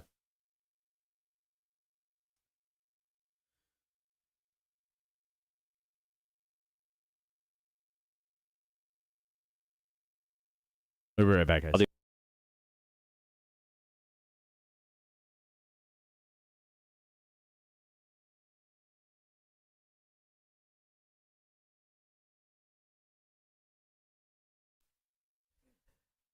When did you start to realize that you were becoming your parents? Call, comment, and text 800-394-1061. Marshall, my day has officially been made because we got a call from Vic. Yep. Chiming in on what makes him realize he's becoming his parents. It kills me, man. Getting these gray hairs makes me feel like my dad, too. Yeah, that does suck. Yep, starting to get those. Yep, I hear you. Right on the bottom of the sack. You got a mirror down there? What are you doing? Oh, Vic, What is he? thank you. Like you know how the dentist mirror, he's got that The little little tiny tiny- mirror on a stick. What's he got going down on there? He's just like lifting them up and he's just kind of peeking down. He puts his phone on selfie stick, takes delete come back. Yep. Oh, five of them today. He accidentally sends those pictures to his kids. Dad, what is that? Nothing. Delete. All right. So once again, our question of the day is: when did you start to realize that you were becoming your parents? Vic, an excellent example right there. Let's move on to our Facebook. Charity chimed in. She says, "When my kids are screaming in the car, and I turn around and say, 'Hey, this ain't no playground.'" Which is an incredible thing to say to your children. I mean, what do you imagine is happening at that point? They got their screens in front of them, their iPads, but they're also punching each other, throwing footballs back there. They're having a little sports game while you're trying to drive them, I don't know, to the doctor's office. Yeah, that's something that I would not like to incur. So when did you start realizing that you're becoming your parents? Here's Meredith's story that she hit us up with. My husband and I actually got into a fight last night over the last breathe right strip. Oh, wait, over the last breathe to right bed. strip. Okay, gotcha. Yes, to go to bed, we have to have our breathe right strip on. I put an earplug in and a face mask because we have to go to bed so early, and we used to not have to. But a breathe right strip, and it's like, it's mine. No, well, you can't share one. Wow. Was this like an all-out fight? Like, are you guys talking right now, or is it just was it a fun He just cute asked me fight? if I was okay. So, he just asked me if I was okay. So I didn't sleep well, but it's okay. So he ended up with the breathe right strip. Yes. Wow. So, Meredith, I know. follow-up question. How do you plan your revenge on your husband today? Well, I don't know, but I'm going to think about it, and I'll let you know tomorrow. Absolutely, yeah. Perfect. Text us. Let us know. I got to know what went down. I mean, all that stuff to go to bed, it starts to think, I was like, are you Darth Vader? You got to have the mask, the breathe right strip. Mask, breathe right strip. Hold on, but Cotter, before we jump out of the story, there's one more that I want to get to from Chris Bragg here on our Facebook page. Once again, our question of the day is, when did you start to realize you're becoming your parents? He goes, when my son was hanging upside down on the swing set, I yelled for him to get down before you fall and break your neck. He goes, I stopped right in my tracks and realized I sounded just like my parents. Keep going, son. Keep going. It's fine. Yeah, just do the loop-de-loop. Climb to the top. You'll be good. Do the Randy Macho Man Savage elbow right off the top. Just whatever. Hit your sister. It's fine. Are you smarter than a community college dropout? What are we giving away? Coheed and Cambria tickets? Coheed and Cambria this coming Friday over in Jacksonville. All right, your chance to play is coming up next. Here's Ghost. It is Square Hammer, Cotter and Marshall Show. Rock 106.1. All right, guys. Once again, coming up next is Are You Smarter Than a Community College Dropout Trivia. Going to go give away tickets to Coheed and Cambria. They're playing at Daly's Place this coming Friday. The Used open up for them, which is going to be an awesome little throwback show.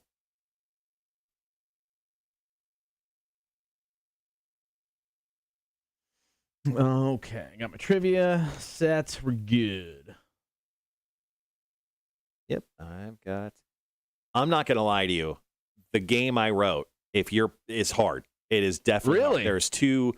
There's two multiple choice questions. There is lots of years questions. Okay. Even if you get 2 out of the 3 of the multiple choice, sorry, there's only 2. I think you only get 3. Jesus. Yeah. Bringing the heat. And like the question in the middle is so egregiously easy. it's almost hilarious because it's like this massively difficult. Are you smarter than a community college dropout game? Right. And then right in the middle is just this softball of a question. So I like it. We'll see. I think you maybe get 3, max 4. Jeez. Okay. That's on the high end. I think. A-Dub, what's going on, man? Good morning. Speaking of A-Dub, once we get done with trivia, we'll be doing our top 5s of the week. Once again, if you're new to the stream today, we do our top 5s, top the 8 o'clock hour, stream only. Let us know the top 5 things that you're working on this week or what you want to get done before the weekend. We'll drop those in here in about 20 minutes or so. Then we'll go over them together and see what everyone's up to. We'll need to keep this one pretty tight. We're running a little over. Pretty toy? Yeah. Toy like a toyga? Moving forward, since we're going to be doing this at the bottom of the 7 o'clock hour, sometimes you may just have to eliminate that middle, just go from the topic into, hey, call now for trivia. Okay. I didn't think of that until it was too late. I was like, oh, crap, we should have just moved on. But moving forward, we'll just kind of have to keep that in mind as an option. We have 1 commercial set left. Oh, we have 2. We have 2. Yeah, That's so the instead of issue. playing the All right. song, we should have gone right into this Right. commercial set Okay. and then come out and, hey, here's trivia. So, That makes sense. yeah, so just something to remember moving forward. All right, got about a minute and a half throughout the solicit. All right, I'm just going to bring up a stopwatch. I hope they choose you today. A-Dub, no department head meeting. There you go. Yeah, we were wondering that since there's the other thing. Other thing.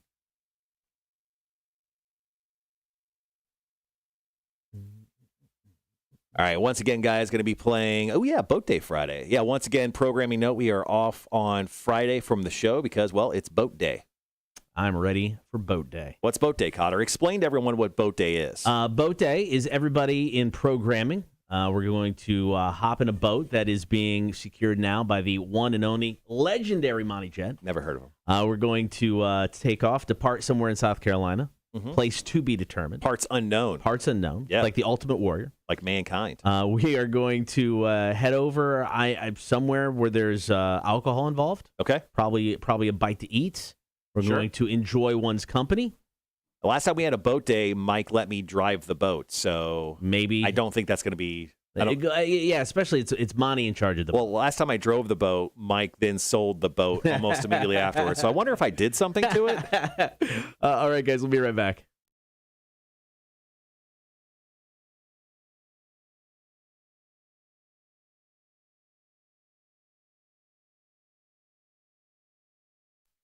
Are you smarter than a community college dropout? Brought to you by the Savannah Bar Crawl. It's 7 questions, 60 seconds, 1 round of trivia. You take us on. So call us up right now, 1-800-394-1061. The first person to get in, you'll play trivia against one of us, and you'll automatically win. You don't even have to win. You'll automatically win Coheed and Cambria tickets. They play this coming Friday in Jacksonville. 800-394-1061. Are you smarter than a community college dropout? Brought to you by the Savannah Bar Crawl. Your chance to score tickets for Coheed and Cambria. Call now. Rock 1061. All right, guys, go ahead and call us up, 1-800-394-1061. First person in will win themselves some tickets to go check out Coheed and Cambria this Friday in Jax.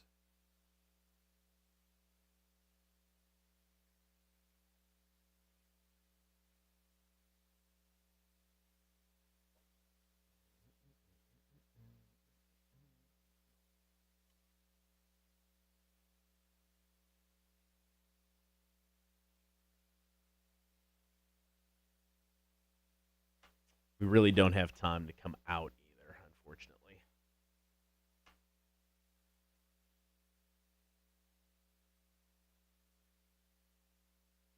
All right, guys, once again, feel free to call us up, 1-800-394-1061. Play some trivia with us this morning. Rhett says, next we'll see on CNN, charter boat sinks off coast of South Carolina. Breaking news, local radio station suffers with entire programming unit lost to Davy Jones' locker. Jesus, that got real dark there, Rhett.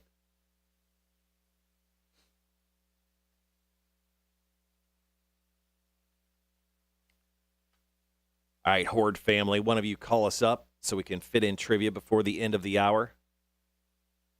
Phone number, 1-800-394-1061.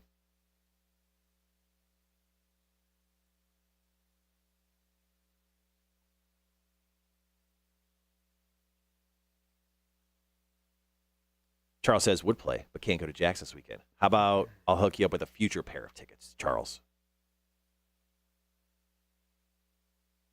There we go. Let's get this in. Stupid timing. Rock 106.1, who's this? It's Tony. Hey, Tony. Not ready to fail miserably, but I want to take on Cotter today. Oh, okay. Well, this is perfect news because we have quite the quiz for Cotter and you. So let's go ahead That's what I hear. and jump on. Good luck. 7 questions, 60 seconds. Let's go ahead and jump right into it. If you don't know the answer to one of these, feel free to say pass. If not, you got 60 seconds. There will be a couple multiple choice questions. Our first question is multiple choice. Are you ready? Yes. Your time will begin after I ask the first question. Here we go. Question number 1. Where was the first commercial winery in the United States? Was it Kentucky, California, or Vermont? Vermont. That is incorrect. Question number 2. The song Almost Unreal by Roxette was the lead single from the soundtrack to which 1993 film? Pretty Woman. Incorrect. Question number 3. Saddle shoes, poodle skirts, and motorcycle jackets were popular in what decade? 50s. That is correct. Question number 4. What color is Shrek? Green. That is correct. Question number 5 is multiple choice. In which decade was the first Vespa scooter manufactured in Italy? The 1930s, 40s, or 50s? Oh, pass. Question number 6. What year was the first Super Bowl played? Oh, come on. Pass. Question number 7. Which U.S. city is referred to as the hub of the universe? Oh, for the love of God, pass. And that's time, Tony. Sorry, you got 2 out of 7 today. Cotter? Tony got 2 out of 7.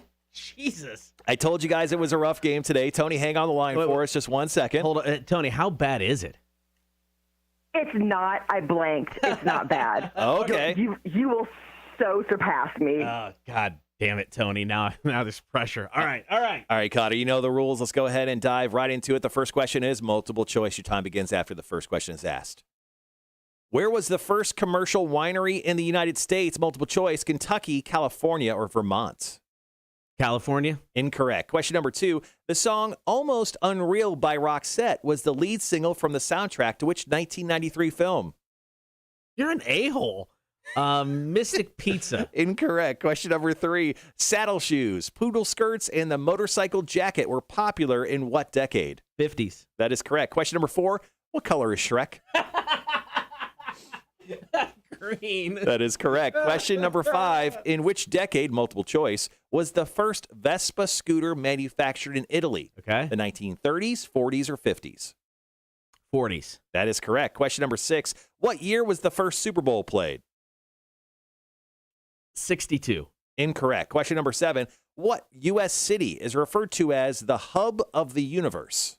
It's got to be New York. Incorrect. Really? Cotter, you got 3 out of 7 correct today. Tony, we both suck. It's fine. That's okay. And the sad part is I knew the Vespa one, too. I just blanked. It was so bad. All right, Tony, we got you set up with Coheed and Cambria tickets. We'll hook you up after the show today. Thank you, guys. Have a great morning. Thanks, Tony. All right, let's go over those correct answers because, well, you guys need them. I told you this was a difficult one. I just felt like I was giving up softball. Are you smarter than community college dropout trivias? And I thought I should go harder. Yeah, now you're just throwing boulders at us. All right, question number 1. Where was the first commercial winery in the United States? That was Kentucky. The very first one was in Kentucky. What? I know.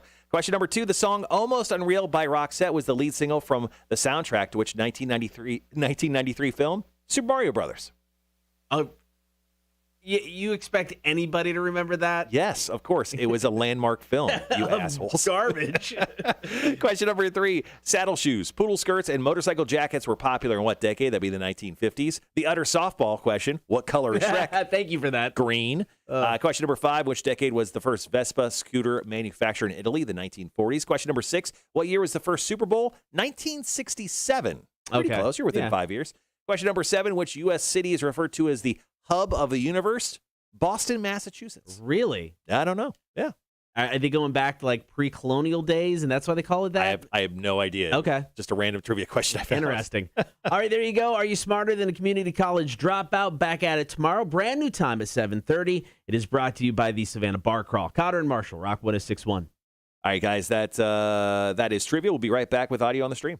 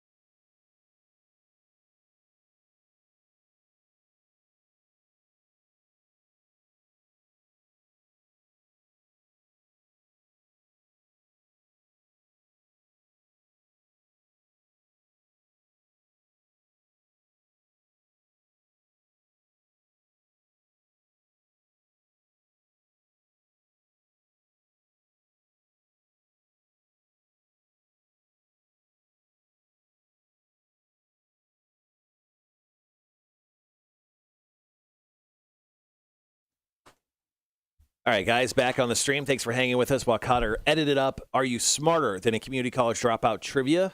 Brought to you by the Savannah Bar Crawl. Cotter's record moves to 42 wins, 8 losses, and 4 ties with the win. Nice. Yeah, that was probably the hardest game of trivia you've done since we've moved the mornings, easily. Well, you're going to love if you get challenged again, because the next game I wrote is even I wouldn't say harder. It's on the same level of hardness. Okay. All right, guys, that wraps up the 7 o'clock hour today. We are halfway through the show. On the way, top of the 8 o'clock hour, Cotter and I are going to do fantasy football stardoms and situms. I guess you've been doing situms. I've been doing stardoms. Yeah, so that's what I got. Perfect. So we'll do fantasy stardoms and situms. We'll also talk about the Cotter and Marshall Show Fantasy Football League. Might as well add that in there while we're talking about it. We'll also air back a small portion of the interview I did with Marcos yesterday from POD. You'll be able to watch that full interview-ish on our YouTube page later on today. I'll be doing a bunch of video stuff, so that'll go up. Also, we'll do the Mount Rushmore of heartbreaking sports losses. So we'll talk about that at the bottom of the 8 o'clock hour. We have Lauren Wolverton coming in studio today as well for Explain the Bachelor. Cool. So I only wrote down 6 heartbreaking sports losses, so I really hope. That's where all these pieces of paper are. So I printed stuff up, found a couple I forgot about. So I did like 8 or something, because I'm like, I think there's a few that we're both definitely going to have. At least I would assume. So I'm like, I'm going to get some extras just to be on the safe side. So I may call an audible of some of these here.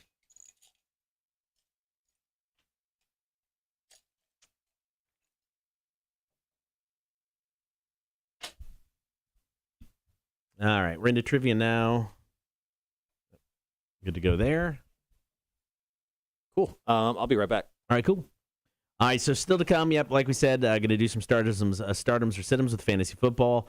POD. We got our Mount Rushmore today coming up of heartbreaking sports moments. Lauren Wolverton. So lots to get to in the second hour of the show. Air back a little bit of audio from POD from Marshall's interview. So lots to get to today. And then, like I said, tomorrow, last live show of the week. Friday is boat day. So we'll have that going on. On the stream only tomorrow, we're going to sample and review Bud Light's Fall Hard Seltzer Pack, 4 different flavors. So we'll see how that goes.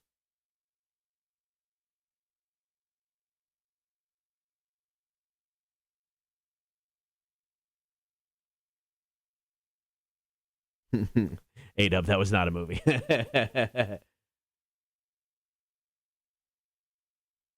Yeah, it shouldn't count as a movie. It is an abomination. Abomination! Though I did see it in the movie theater. So the story behind it was I was dating a girl in high school, and we're kind of toward the end of our relationship. I was just frustrated. We weren't getting along all that well, and she would never help make a decision. When we go out on dates or do stuff, she goes, whatever you want to do, it's fine. So I got fed up one day, and we went to see a movie. I know she had no desire to see the Mario Brothers movie. So this is back in the day before there was, 14 screens at the movie theater. There was 2. At the Pekin Mall movie theater, 2 screens. So we went. I don't remember what the other option was, but the other choice was the Mario Brothers movie. I'm like, hey, what do you want to see? Being the gentleman, giving her the option of deciding, knowing she wouldn't. So when she said, no, I don't care, whatever, we went and bought tickets for the Mario Brothers movie. She hated it. I can't exactly say we broke up soon after that, but willing to bet we broke up soon after that. And we've all been better for it.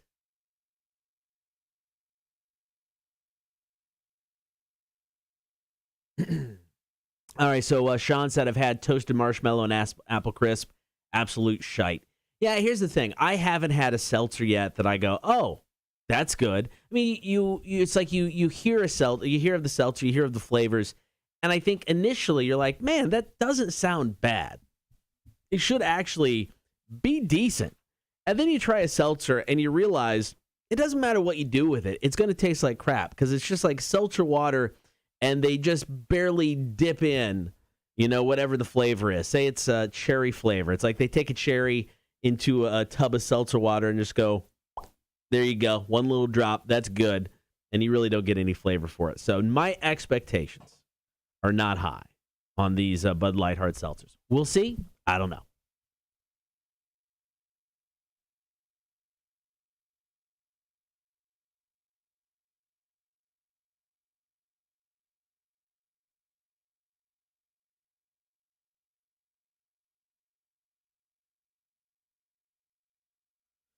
All right, about ready to wrap up trivia, head into commercials. Top of the hour, we've got Metallica, The Unforgiven.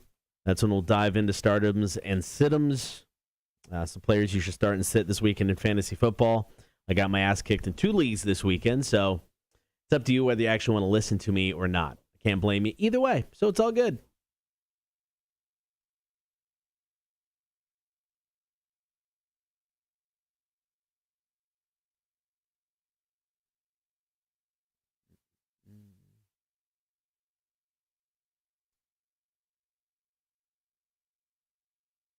So, Tony, don't feel bad. So here we go.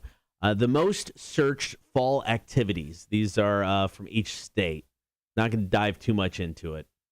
So, number 1, in 10 different states, Maine, New Hampshire, New York, Massachusetts, Rhode Island, Connecticut, New Jersey, Virginia, North and South Carolina, is apple picking. So see, maybe it's not necessarily feeling like your parents. If you're looking to go apple picking, just something people do in the fall. I don't think I've ever been apple picking, so I really can't say anything on it. What'd they say? The number 1 thing in 39 states, including pretty much everywhere else on the on the East Coast, is going to a pumpkin patch. And then number 1 in only 1 state, because there's, I guess, only 3 things to do in the fall, in Vermont, is going to corn mazes. Corn mazes, I'm out. Pass. Don't need it. Not necessarily my thing.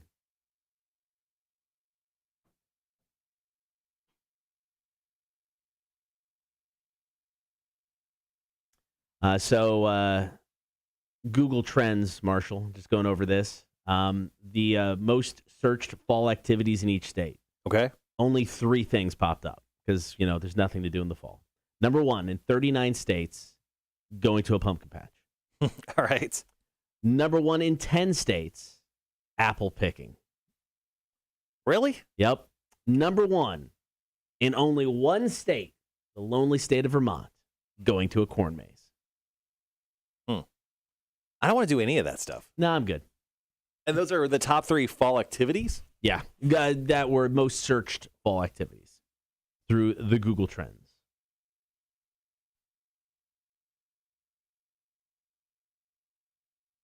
No, I'll pass. I'm good. So, you and I are both a big fan of the Last of Us series. So, The Last of Us is a 2 video game series that's on like the PlayStation 4 and 5.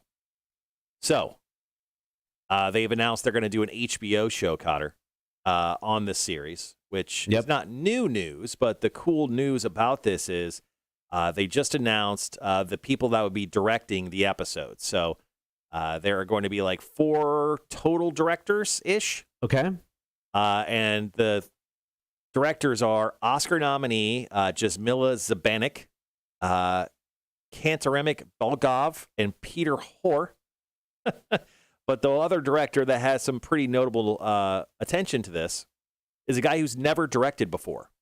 Really? Neil Druckmann, who is actually the guy who wrote and directed both of the Last of Us video games, is actually going to make his debut as a live-action director for this series. And I thought that was really neat. I think that's fair.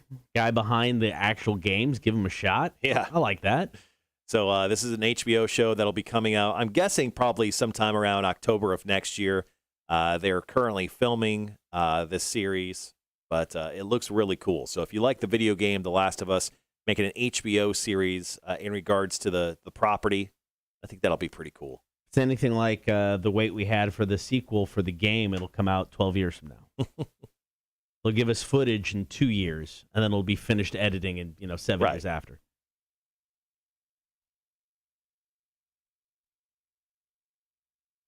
Sean says he met a guy last night at the bar. He put salt, pepper, and A1 in his draft beer. That's a big guy. That's a big time Bloody Mary guy who just was awake at the wrong part of the day. I've seen salt in beer before, but A1? That's weird. Why put salt in a beer? Does that change I don't know. the profile of it? I've seen it done before. I would probably never consider doing that. I'm not a big salt guy. I usually don't put a bunch of salt on my food either.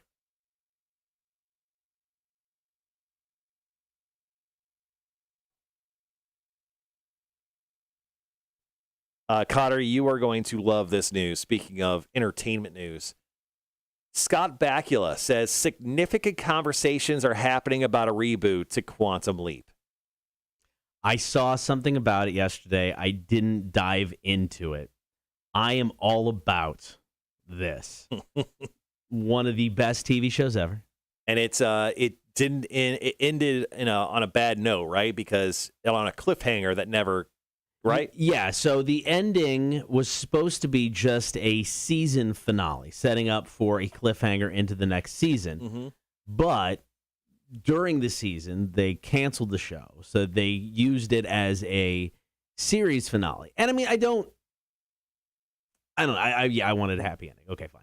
I mean, it was a dark ending. He got to go back and he fixed the life of his friend Al, who throughout the whole series had multiple wives. He couldn't keep them all straight, multiple ex-wives. Right. But he had one love of his life.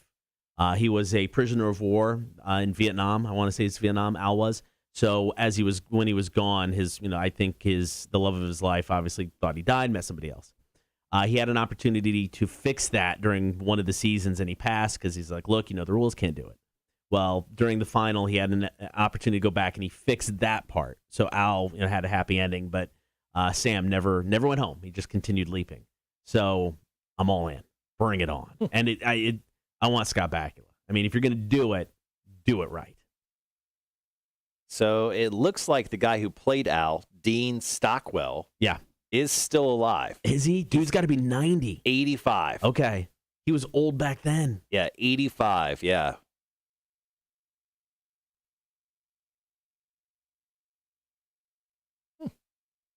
It would be interesting to bring that series back. Give them that farewell season they never got.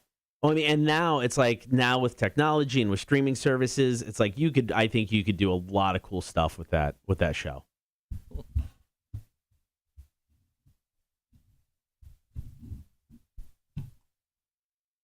So for these fantasy football breaks, we're about 5 minutes before we jump back on the air. Jesus, what song are we playing? Metallica, The Unforgiven. Oh, okay. Good Lord. Oh. So Elvira, Mistress of the Dark. Mm-hmm.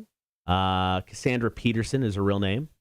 Just revealed in a memoir that she's been in a 19-year relationship with a woman. She said she kept it secret. She didn't want to ruin the character, and she said, "Screw it, ready to come out." So good for her. I love Elvira. I do too. Charles says, talking about becoming her parents, salt in a draft beer. Yeah, I've never done that. I've seen it. I've never done it. Rhett says, I put salt under my beer to prevent the napkin from sticking. Yep, done that. Interesting. Yeah, I didn't know that was a thing.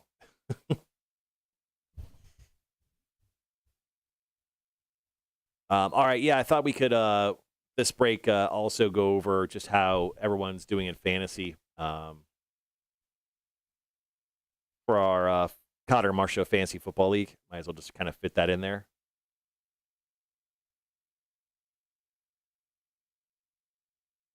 We could just talk about how both of us are not doing great. Yeah, that's right. I'm 6. You're actually 3. Oh, you're 3 because of points. Yeah, I'm 1-1. Don't worry, that's going to change. Yeah, I'll become 1 in 10 soon.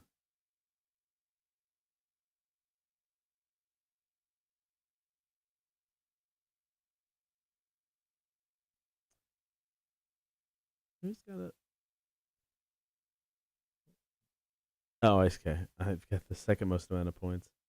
Yeah, that first weekend I did really well. I haven't even looked what my matchup is this weekend. Oh, shoot. Now they've got an empty spot. I'm like, I'm scheduled to dominate. But that makes more sense. I'll lose. All right, got about 3 minutes left.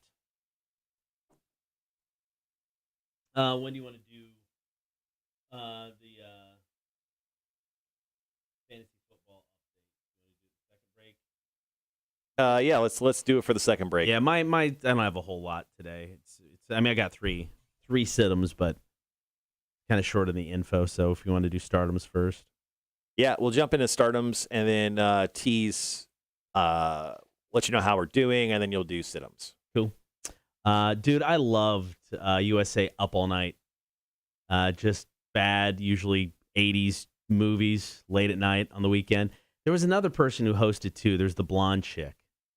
What was her name? I wasn't. You were probably, Yeah. This is probably before your time, youngster. Rhonda Shear. That was the other chick. Gilbert Godfrey hosted it Yeah. for almost a decade. Yeah. What was it? Just like It was just kind of like they would show, hey, here's a stupid, B movie from the 80s, and then they would do like wraparounds, in and out of breaks. And it's like, hey, it's whatever. And they would just like host. oh, okay. So,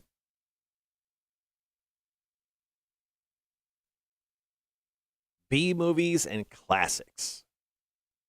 Ooh, speaking of things I'm doing this weekend, I'm going to watch The Bride of Frankenstein this weekend. oh, yeah, you're diving into the classic stuff, aren't you? Yeah, going to do the classic stuff. So on Peacock, it's weird. So NBC Universal, Right. they own all the Universal Yeah. horror films. Yeah. They only have like 2 of the major ones, like Really? the originals, on their service currently. They Oh, have that The Bride of sucks. Frankenstein, and they have The Invisible Man, but they don't have Dracula or Wolfman or Frankenstein. Like they have some sequels to those films, which were pure garbage. And they every sequel to those original films were like daughter of, Yeah, or son of. yeah. And it was like every single one of them is so funny. Yeah, I don't know. Maybe there's something with the streaming rights where they don't have them, or you would think. This time of year, It's under their brand. You let think it they would go. or maybe they're going to debut them here in a week or two. I'll have to look it up, but yeah, I'm going to watch The Bride of Frankenstein over the weekend for sure. Yeah, it makes sense.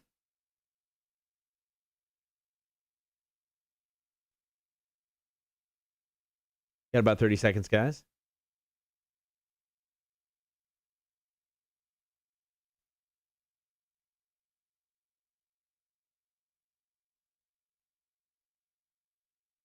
All right, guys, be right back.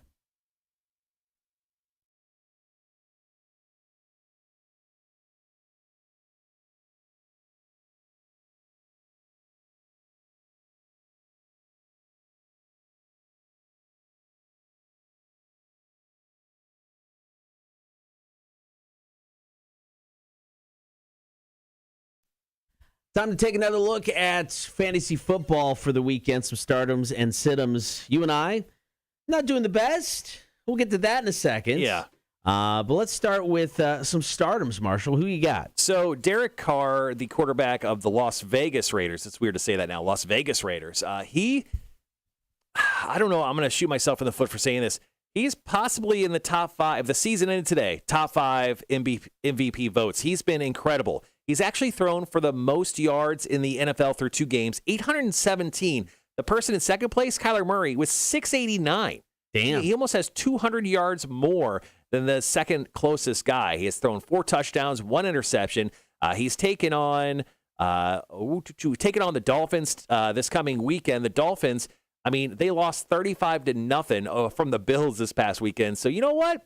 I think it's a fair statement to say, starting Derek Carr of the Las Vegas Raiders on your fantasy teams is probably the best idea. Also, another guy to start, Tyson Williams. He's a guy that plays for the Baltimore Ravens. He's like the third string running back, but the first two guys tore their ACLs. It's a good time to start this guy taking on the Detroit Lions, especially after Aaron Jones scored 4 touchdowns against the Lions as a running back. Also, one more running back.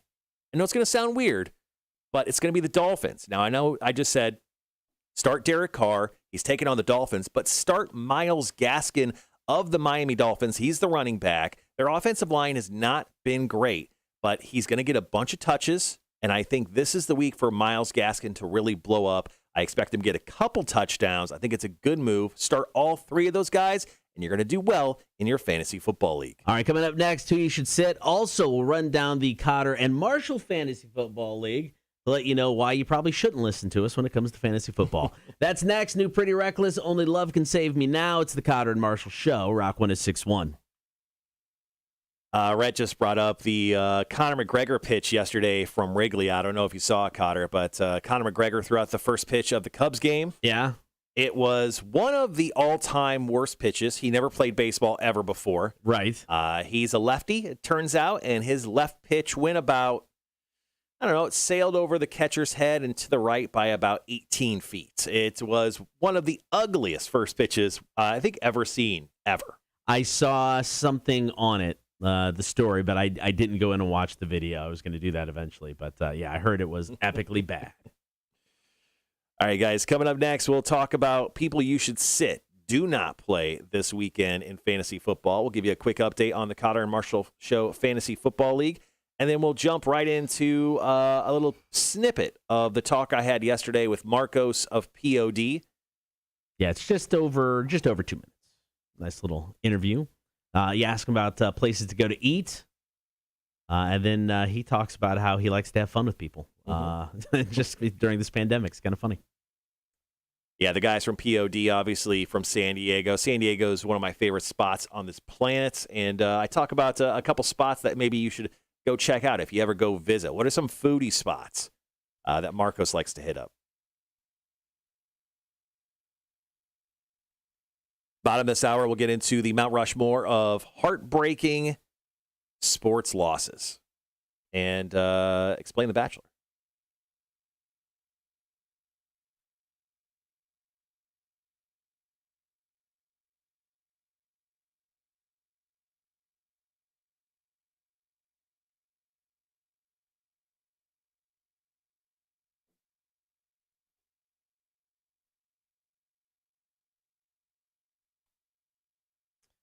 It's after 8, so if anybody has top 5s, if you want to drop those in, feel free.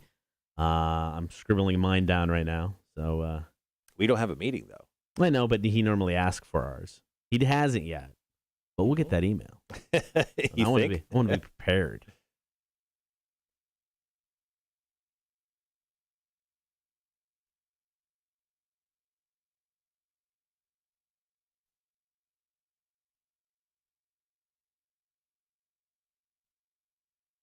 So I've been watching The Sopranos on HBO Max, and I've come to really, really like that series. It's ridiculous. James Gandolfini, I understand why people freaked out about his performance of Tony Soprano. It's incredible. Yeah. I love it.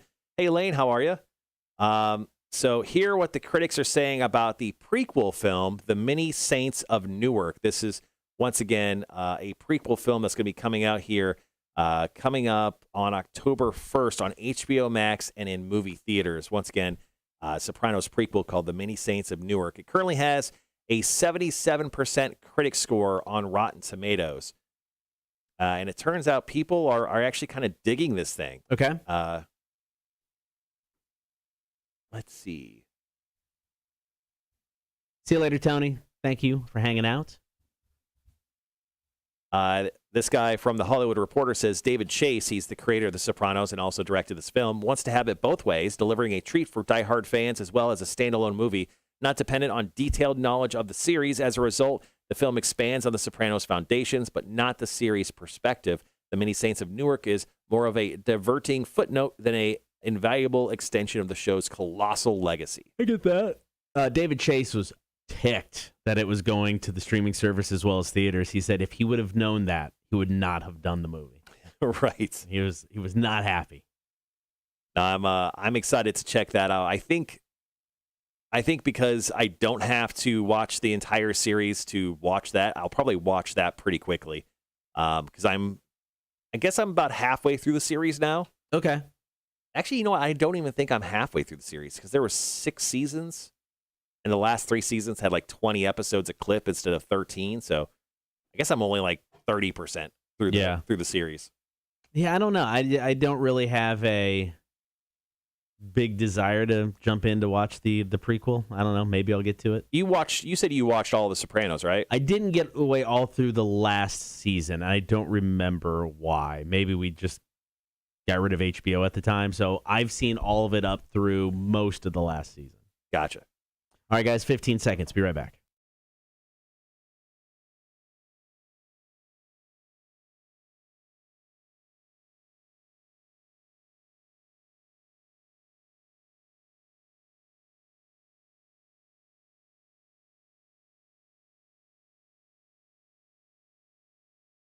Good morning. Thank you for hanging out. Going to run down the Cotter and Marshall Fantasy Football League here in just a bit. Marshall ran down the stardoms this weekend for your fantasy football team. Here's the situms. Quarterback, hear me out, Jameis Winston. What? New Orleans Saints. Here's the deal. I get it. 5 touchdowns, game 1. Significant drop-off, however, in game 2. 11 to 22, 111 yards, 2 interceptions. It was a bad game. Even in the blowout in week 1, when he had the 5 touchdowns, Winston had the fewest passing yards in a 5 passing touchdown game in NFL history. Well, that's an impressive stat to know. So, I mean, even with the 5 touchdowns, and they're going against the Patriots, they got a solid defense, so may not be the best option to start Jameis Winston this weekend. Running backs, Mike Davis of the Atlanta Falcons. He struggled last week. Shots fired, guys. Shots fired. Against the Bucs. Cotter, why do you hate the Falcons? I don't hate the Falcons. I mean, if you're a Falcons fan, you should hate the Falcons. Well, you should hate yourself. Then hate the Falcons. He struggled last weekend against the Bucs, and it's the matter of usage that really should be kind of concern for people. You've got Patterson, who seems to be getting more involved in the offense for the Falcons. And after 9 opportunities in week 1, Patterson saw 13 on Sunday. So Davis is just not getting the love. You got a better option this weekend against the Giants. Go that route. And I'm going tight end this week. Adam Troutman, New Orleans Saints. Not the breakout everybody was hoping for after week 1, where he had 18 yards and 3 receptions. He had 0 week 2. No love. Only played 23 snaps. Wasn't targeted at all. Who is that? Adam Troutman for the New Orleans Saints. Yeah, definitely don't start him because I've never heard of him. So don't start that, guys. There you go. Your stardoms and situms. Now, you and I guess we're only 2 weeks in. So to say we're not off to a stellar start, may not be fair. We're 1-1. Right. In the Cotter and Marshall Show League, once again, thank you for all of the listeners for joining in this league. Yeah, you and I are both 1-1 in our league. Not too shabby. You're doing pretty well on points, putting you in 3rd place. I'm in 6th place. But congrats to our undefeated teams. Only 2 of them in the league. That's crazy. Liquid and the Slobber Knockers, both 2-0 in the Cotter and Marshall Show League. And, of course, the person that does the best in our league is going to get themselves a pair of tickets to next year's Welcome to Rockville in 2022. So POD is playing Victory North Savannah tonight. Yesterday, you had a chance to talk to Marcos from POD. So coming up here in just a few minutes, I'm going to give you about 2 minutes of that interview. So Marshall sits down with Marcos from POD. It's coming up next. Cotter and Marshall Show, Rock 106.1. All right, guys, thanks for dropping in your top 5s. And if there's more of you who want to drop in your top 5, feel free to do so. Let's go ahead and start going over a few of these, Cotter. Let's start off with Wanda's. Wanda's top 5, number 5, decorate for Halloween. I got most of my Halloween decorating out of the way. I've actually had to just go buy stuff, and I haven't been very successful in doing that. Number 4, drive the kid to her first day of work tomorrow. Number 3, nap. I love that one. Number 2, clean. I do not love that. Number 1, bust out the fire pit. You got a fire pit? I did. We lent it to somebody, and we never saw it again. You loaned a fire pit? It wasn't a massive one. It was one of those ones just the small metal ones. It got loaned to somebody and then disappeared. Let's move on. More top fives to get to. Let's get to Elaine the Bikers. Number 1, update the supply chain. That sounds fancy. Number 2, chase down claims. Number 3, research inventory issues. Number 4, meetings. This is the worst top 5 I've ever read. Yeah. Like, I want to climb to the top of our building and throw myself off it before I complete reading it. Hold on. Number 5. Maybe it gets better. Try to forget I'm sick and keep working. No. Oh, Jesus got Christ. Worse. It got worse. That is terrible. Elaine, I'm so sorry. All right. God, well, sorry, Elaine. That sounds terrible. Maybe Sean's will brighten our days. Number 1, get the Halloween decorations down. Okay, I love this. We're in the mood, guys. I love it. Start doing this. Number 2, go to Oktoberfest with some friends. I like that as well. Number 3, start getting my Halloween costume put together. What was he going to do again? Oh, he was the Sorting Hat from Harry Potter. I love it. No, the angry, drunken Sorting Hat. Oh, gotcha. Number 4, go to the St. Paul Saints game on Saturday night. That's the baseball team, right? I'm guessing? Yeah. Number 5, possibly smoke some meat on Sunday and drink some beers. That sounds like a solid weekend right there. Yeah, it does. Charles just dropped in one. He goes, top 5, again, a top 23. Most is work-related, except get scope mount for my Remington 270. Nice.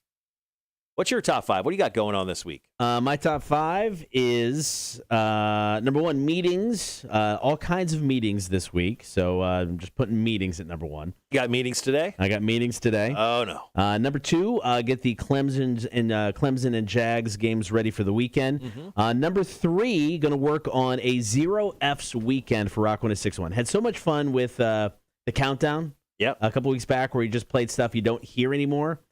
Instead of waiting a year to do another countdown, we're just going to turn it into a 0 Fs weekend. What's that mean? And that means we're not going to give an F. We're going to play whatever we want.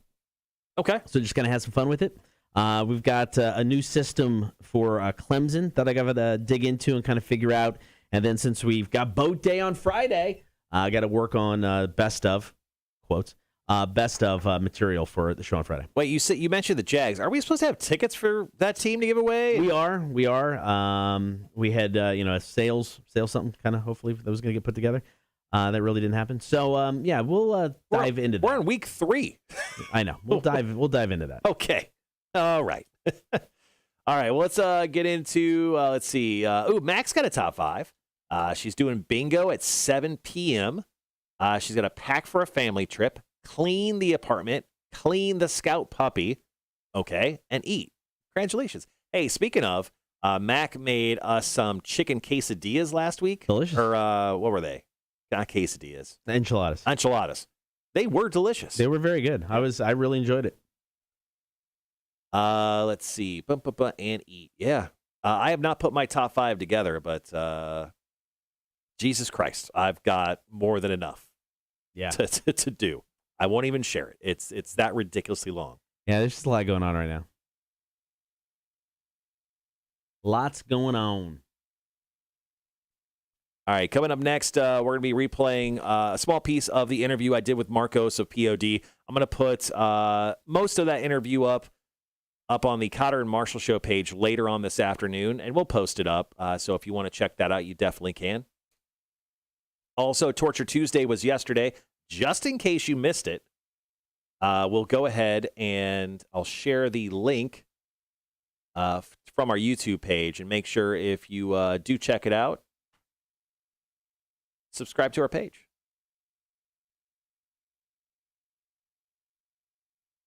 All right, got about 2:45. Get into some audio, and then we've got the Mount Rushmore. Today's Mount Rushmore is just crushing sports moments. Mm-hmm. Yeah, I went ahead and dropped the link for the Torture Tuesday that was yesterday into the chat. It's just it's strictly just the Torture Tuesday, about 18 minutes long. Currently up on YouTube. You can watch that later or now, whatever you want to do, but make sure to check that out at your leisure. So Ben Simmons of the Philadelphia 76ers, he got a lot of guff in the NBA playoffs last year because essentially he refused to shoot. He kept trying to be a facilitator of the basketball. Okay. He was literally standing underneath the hoop by himself, could have easily laid it in, but he passed, and people freaked out at him last year during a playoff game. Right. So apparently he doesn't like the way the 76ers handled his media flare-up after that specific incident happened. So he is refusing to come back to the Philadelphia 76ers. Sure. He's 25 years old, and he said he wants to trade out of Philadelphia and does not plan to ever wear the uniform again. Quote, that's his words. He plans to not wear the 76ers uniform ever again. Yikes. It's crazy.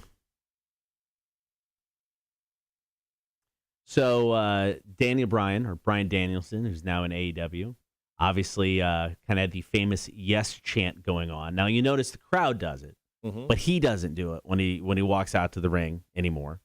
That's because the WWE asked him not to, because technically they have the rights to yes, yes, yes, I guess. And But just the word yes? well, it just in context, basically, he didn't leave WWE on bad terms. He left on good terms. He has nothing but good things to say about his time there. So he's just like, I'll respect their wish, their intellectual property on the whole thing. So the fans are going to do it. They're going to do it nonstop, but you won't see him do it on the way to the ring, into the ring, or anything like that. Interesting. All right, guys, got about 20 seconds. Are we just going to intro this piece here? Yeah, we'll intro real quick. I left in him talking about the 20th anniversary of Satellite. Just figured that was pertinent.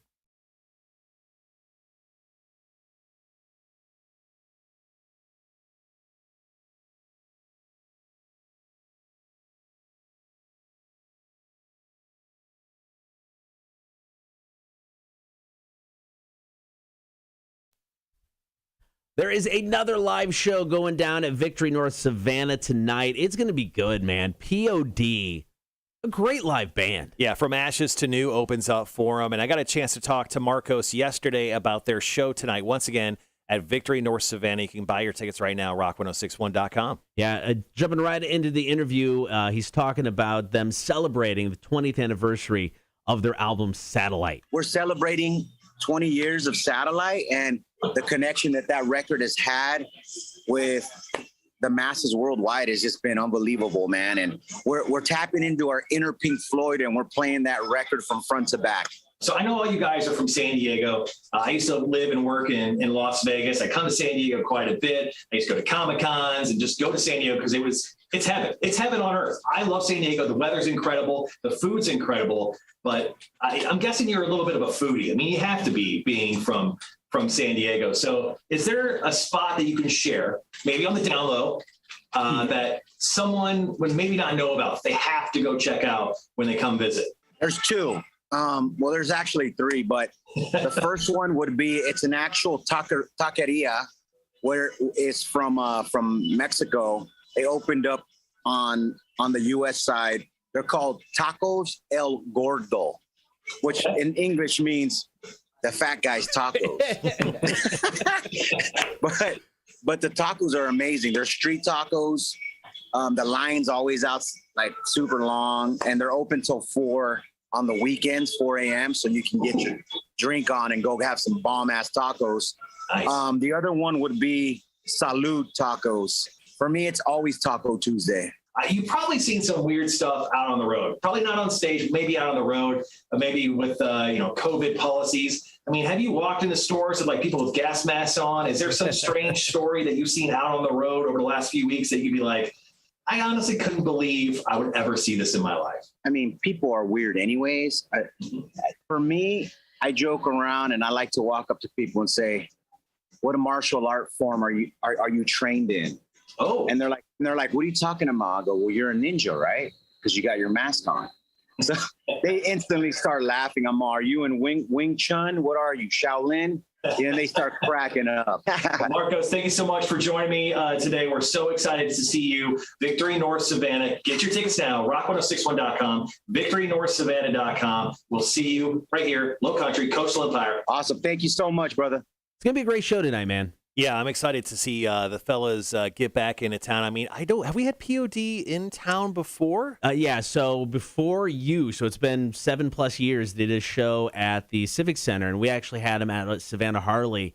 Did an acoustic show for just a handful of listeners. Oh, that's awesome. Yeah, they are super cool guys. So it's going to be a lot of fun. Yeah, so go check out the show tonight. Once again, Victory North Savannah, POD. A bunch of other guys from Ashes to New are going to be opening up for him. More details, rock1061.com. All right, coming up next, it is the Mt Rushmore of heartbreaking defeats in the world of sports. Got some good ones on the way. Mt Rushmore coming up. It is the Cotter and Marshall Show. Bring me the horizon. Here's Teardrops, Rock 1061. So Tacos El Gordo. I love that. So Tacos El Gordo is actually in San Diego, but they got a couple Las Vegas locations I see, and I don't remember ever seeing them when I lived there. Oh, really? Yeah, they've got one on Charleston, Lucy, and then Las Vegas Boulevard. That must be the one on Las Vegas Boulevard. Ooh, I think I know where that's at. Next time I go, maybe I'll have to go try them out. I'm putting. You got them. You're putting them in order. Putting them in order here. Okay. Because it's like there's a couple I was going to use, but I think I'm going to switch it up and I'm going to go with this because I think there's a great story to tell. And I don't think you'll have it. Maybe you will. I don't know. This is an interesting topic because I think there are a couple you and I will both have. There are two specifically I have in mind.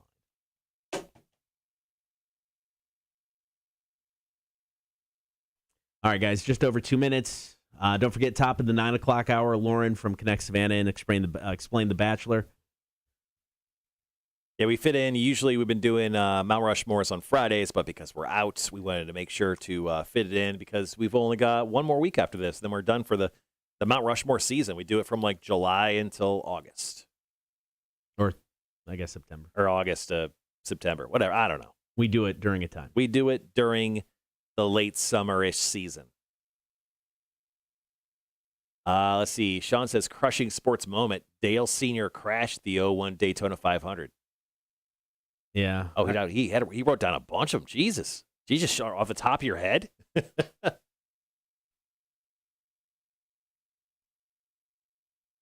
Crashing.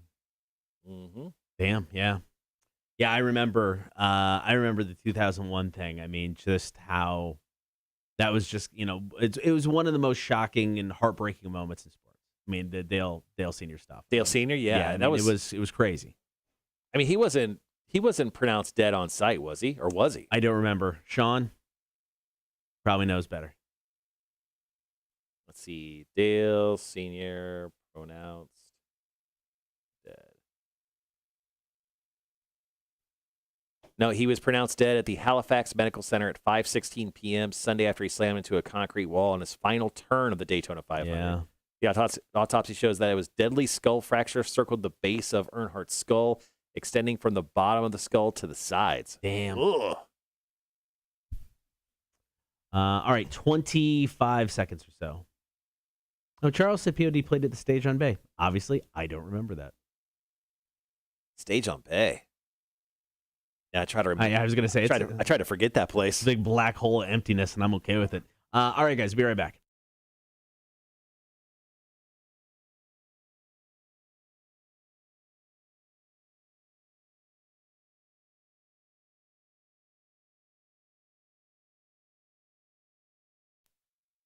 It is time to put together another Mount Rushmore today. Heartbreaking sports defeats. So we kind of thought of this because of yesterday. We played back the audio from the Minnesota Vikings missing a last-second field goal for the win over the Cardinals.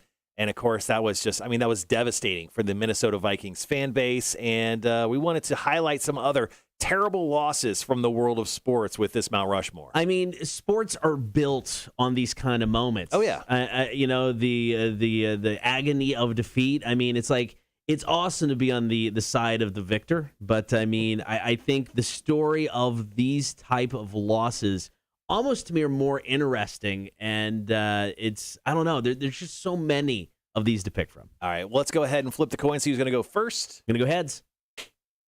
It's tails. Dang it. I'm going to go ahead and throw this one out, I'm guessing. I'm going to go ahead and go first. I mean, there's so many, but the one that I think is going to win me the overall Mount Rushmore. Okay, you're going to go that. I'm going to go the New England Patriots, 28-3. I mean, do I have to go on, Cotter? I mean, yeah, I think you should definitely go on in detail for the next half an hour. Describe what happened to the Atlanta Falcons. Deep in the heart of Texas, Cotter, in Houston.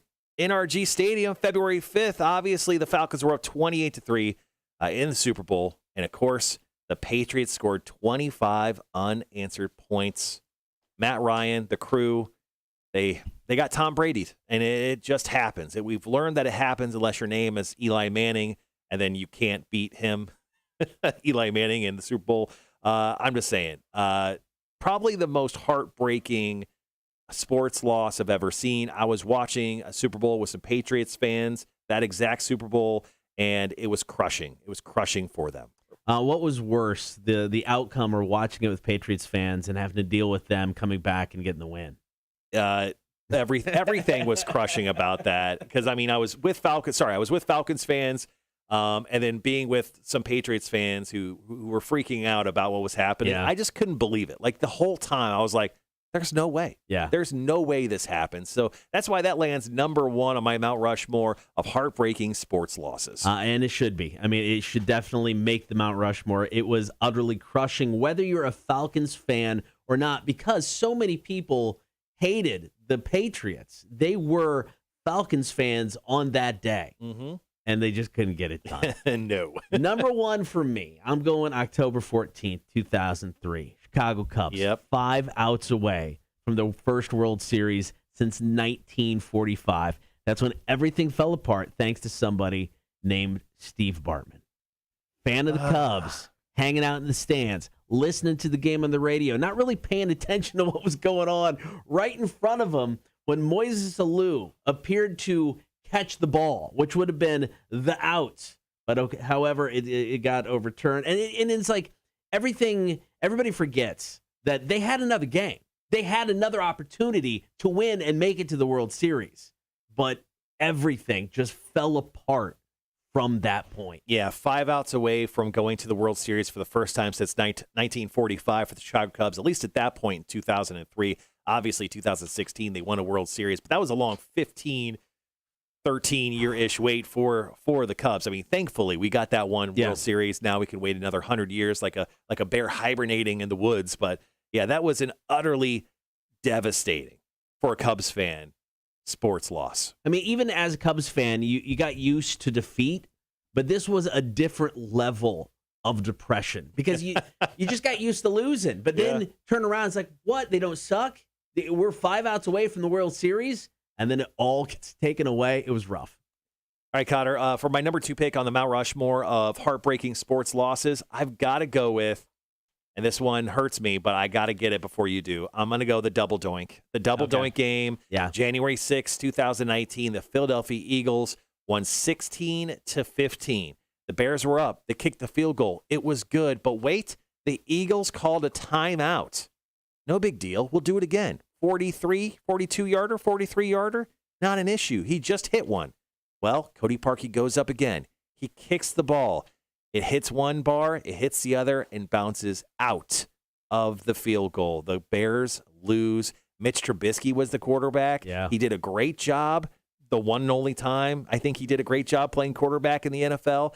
And, man, that was one of the most devastating losses I think I've ever experienced as a sports fan, watching the double doink happen live inside my own home. No, I remember that whole thing, which led to a Torture Tuesday with you saying you can make the field goal. Yeah, I said I could throw a 50-yard pass and kick a 35-yard field goal, and there is video of me doing that, and that's true.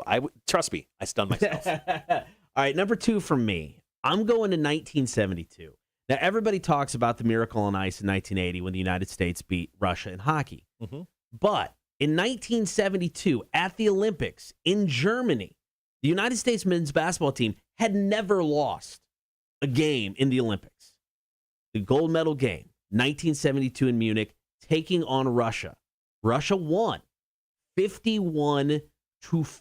And this, we're talking Cold War. We're talking, these two countries not getting along. Now, the game shrouded on all kinds of weird controversies, but the American team, some of these players took this loss so rough, they denied accepting the silver medal, didn't want it.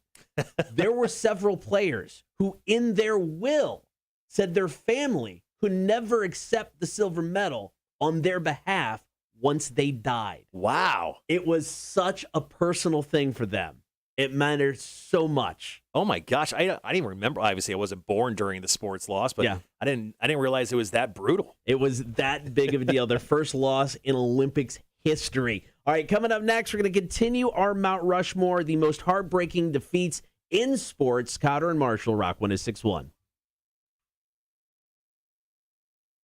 Yeah, the story of the whole will thing, when I first heard that, I was like, that's bonkers. Yeah, But that's crazy. they were like, nope, do not accept that. All right, guys, we're getting to the second half of Mount Rushmore here in just a few minutes. I'm guessing we're going to come right out of these commercials here. You are correct. Yep. All right, good. I have, let's see. See, this one's like one of the obvious ones, but I just don't care enough to go with that one. I may pass on that. I may go this route. Unless you take it. Let's see. My next one will not be football. That's all I'll say. My next one will not be football. I have one football one left that I think I'm hoping to get to. I'm hoping you don't take it.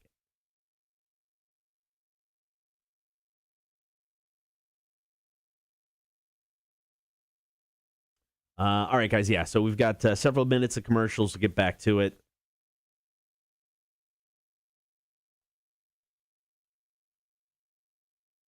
Morning, Jeremy. He said brewing it tomorrow. If you know, you know. Oh, Okay. shoot. Do you what? So just our lack of knowledge here. So estimated time when it may be ready. And is this so? Jeremy, our friend from Spliffin Brewing Company, he's brewing a certain beer for us. The Southern dessert beer, I guess. Is Yeah. What are you calling it? That's a good question. Yeah. He said picture and video. I'm guessing those are on the way. Yeah, I think he's doing. He goes the mayo beer with the mayo rim. The mayo rim. Yeah, I don't know. I mean, yeah, what do you call it? And then is it going to be an ale or is it going to be like a sour? I think he may have said I think sour. he said sour. Yeah. Yeah. And I think that's a good call. I think the sour is the right call. I mean, he's the professional, not us. But. Right. He said 14 to 16 days for fermentation and then a cold crash. You guys are naming it. Okay? All right, we'll work on it. Well, Challenge accepted. What was it called again? I forget. Someone. It's just like pear salad. I mean, I think is all it was. Adding salt and making it a gosa. I love that. Yeah, that's a good call. I think that's the right way to go. Yeah, pear salad. So weird. It should just be called toss and salad because you tossed in, some weird stuff. All right, guys, got about 2 minutes. 2 minutes left. Toss and salad. So, I don't think I'm going to go obvious. This is the obvious one. I'm staying away from the obvious one, I think. Okay. Yeah, I've got my next one is not going to be football, but I only have 3 more on my list, so hopefully. I've got 5 more. I over planned for this, thinking that because I knew the Super Bowl one would be there, the Atlanta Falcons. I figured you'd have the Cubs one. Yeah, the Cubs one was on my list. The Bartman one. Yeah, the Bartman one was on and the list. And then the double doink. So there were several. I'm like, yeah, there's a really good chance we're going to cross on this one. So going 50% Pilsner, 50% wheat malt. I like this. Yeah, I've those are actually the 2 that I got in my first half of the Mount Rushmore. Those are actually the 2 I absolutely wanted, so I'm glad I got those in. I feel good about that. Okay. I wanted the Cub one. That was my number one regardless. All right, Steve Bartman? Yeah, I was going, because that was, I get the Falcons one is just a bigger kind of, I don't know. The Cubs one for obvious reasons. Mm-hmm. That one affected me more than the Falcons one did. Yeah, So when it comes to Mount Rushmore, once again, I chose the Pats Falcons Super Bowl, and then number 2 was the double doink Chicago Bears Philly game. When it comes to the Mount Rushmore of heartbreaking sports losses, Cotter went Steve Bartman from the Cubs game in 2003, and then the 1972 gold medal game between Russia and the U.S. in basketball. Yeah, it's like because everybody talks about the Miracle on Ice. Nobody talks about this because, well, we lost. Sean says he's got to head out. Everyone have an awesome Wednesday. We will, good sir. Thank you. See you later, Sean. All right, guys, be right back.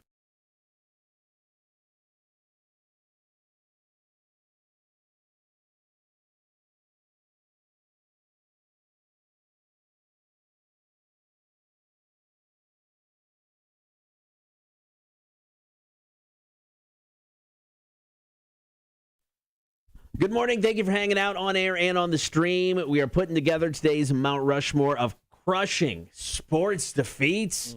I went with the Bartman incident for number one, Chicago Cubs losing in 2003. Number two, Russia, United States. In basketball, 1972, where Russia beat U.S. 51-50. See, I don't even remember that heartbreaking loss, but the crazy story coming from that is the basketball players refusing to let their families get their silver medal. Yeah, don't want anything to do with it. Yeah. All right, let's continue on. My number 3 pick, Cotter. Ooh, this is a good one. How about this one? Because it started the end for Ronda Rousey. Let's go. Holly Holmes' defeat of Ronda Rousey, November 14th, 2015.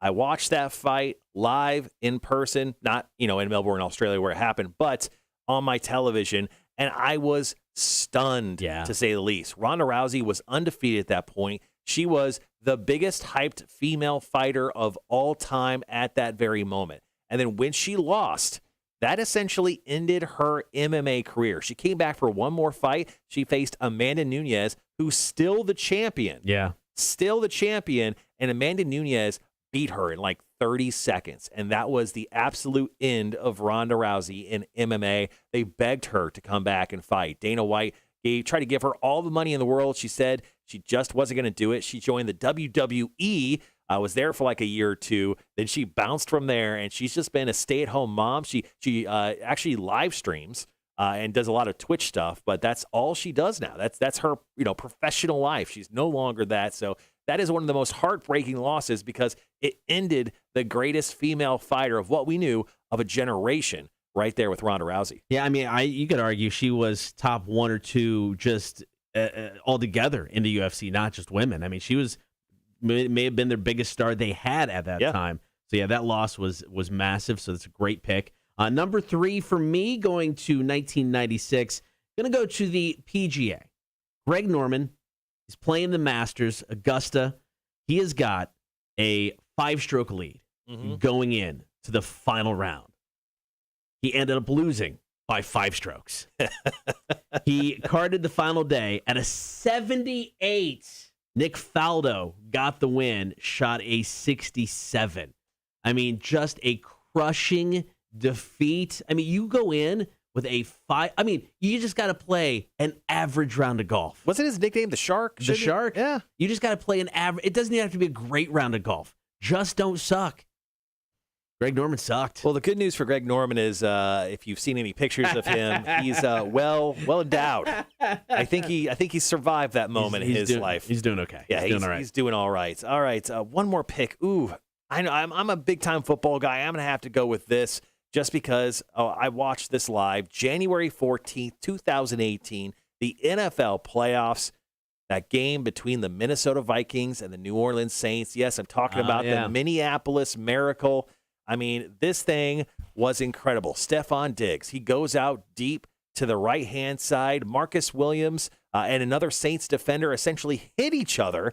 Stephon Diggs grabs the ball, and he runs in for the game-ending walk-off touchdown. The Vikings win 29-24. I mean, the Minnesota Vikings were so big at that very moment. Then the next week, they literally fell apart. They've lost by like double-digit points, but that was one of the most heartbreaking losses ever for Saints fans. And they've had a bunch of heartbreaking, terrible calls put against them in the NFL playoffs. It's like someone doesn't want them in the Super Bowl. But, man, the heartbreaking loss between those two teams right there, one of my all-time on-the-list favorites. All right, the most heartbreaking losses, defeats in sports history. I mean, a couple that I could add, Buster Douglas knocking out Mike Tyson. Such a shock.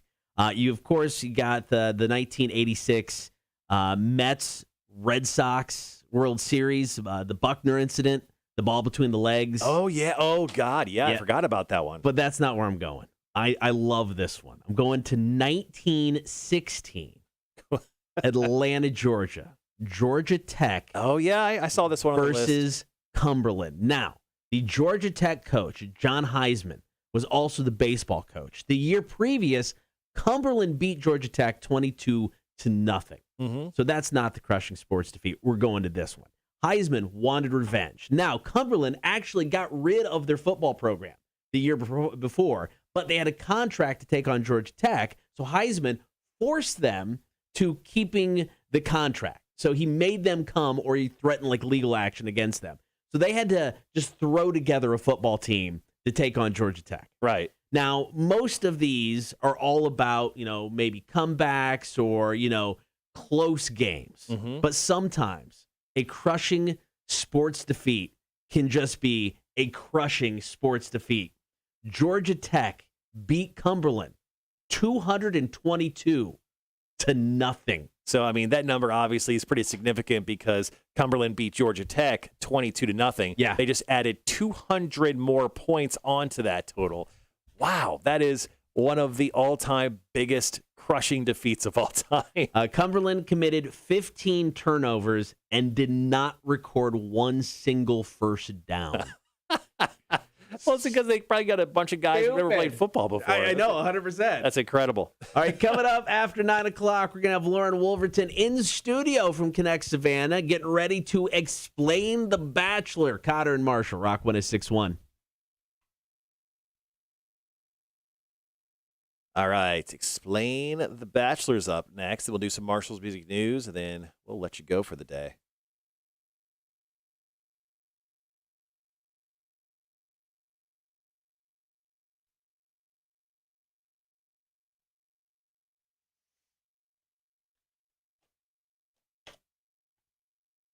Charles says 222-0, and they didn't even finish the game. They didn't? No, I thought they did. The way this one looked is the scoreboard.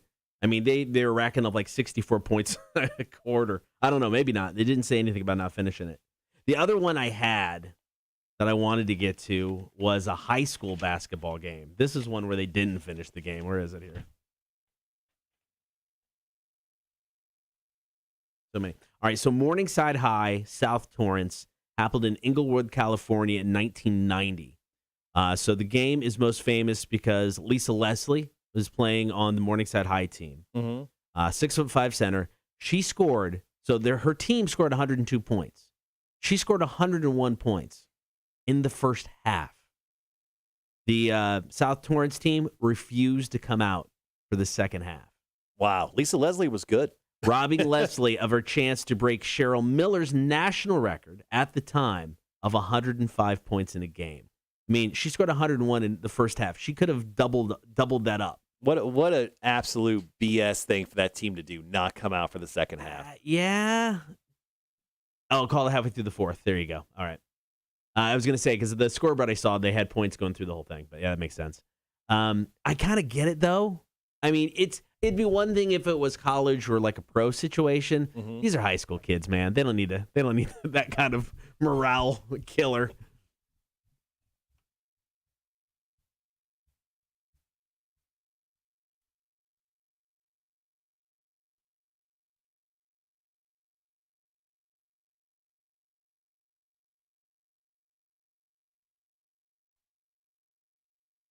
All right, just going to jump this off right here. Boom, boom, and boom. All right, guys, we're into the last little bit of the show. Going to talk to Lauren Wolverton. Hopefully she hasn't texted me yet, so I'm guessing she'll be here any moment. Actually, I'll just go out and jump out and grab her. Hopefully she's out there. And we'll wrap this thing up with Marshall's Music News.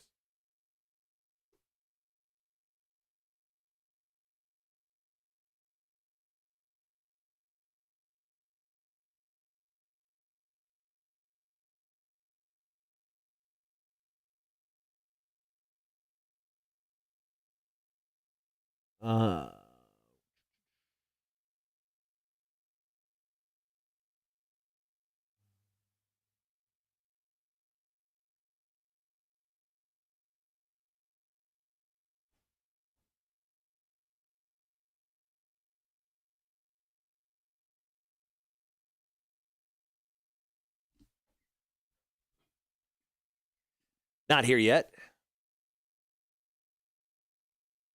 Although the episode of Bachelor in Paradise last night kind of got crazy due to a storm, but I'll let Lauren talk about that.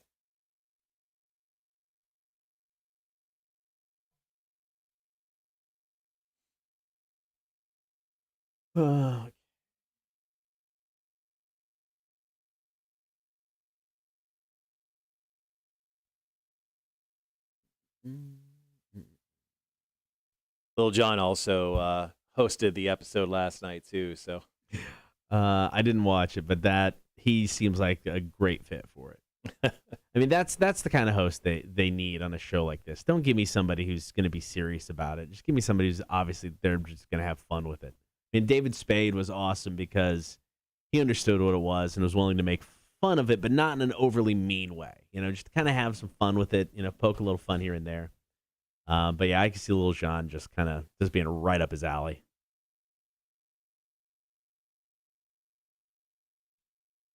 looks like we had another episode too where contestants were eating things off of one another. So, oh,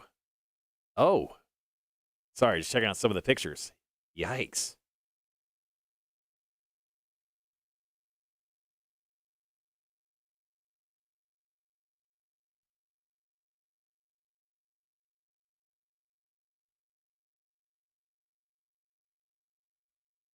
Max says, Marshall, watch some more of The Sinner I brought up to you yesterday. Not promising. Almost finished. Okay. So I turned back on to What They Do or What We Do in the Shadows, which is a great movie that led into a series that's currently running on FX. If you're looking for a funny vampire Is that Taika werewolf. Waititi and the guys from Flight of the Conchords? Yeah. Concords? Yeah, so that's a really great show if you're looking for something to watch there, but very funny. It looks fun because was Johnny Depp in the movie, or am I thinking a different thing? Oh, that's the Tim Burton thing. He did Dark Shadows. Right. Yes. Yeah, okay. Different vampire. Sorry. Yeah. Don't watch that. I heard that's terrible. Once again, Tim Burton using somebody else's material. He's not a creative guy in that sense. It's it's like he, like a Nightmare Before Christmas. He didn't direct it, but it, kind of his concept, his idea. So it's like he does this kind of stuff. But yeah, it's like all of it. I mean, Ed Wood. I mean, based on a real guy, but I mean his story. I mean, he wrote it. Mm-hmm. But yeah, a lot of his stuff is just like I will take somebody else's material and I'll just put my spin on it. And it's not bad. I mean, I like his career for the most part. I'll be right back. Lauren is here. Okay, cool. All right, well, he's getting to her. Give me 1 second, guys. You know the drill. Gonna fire up the delay.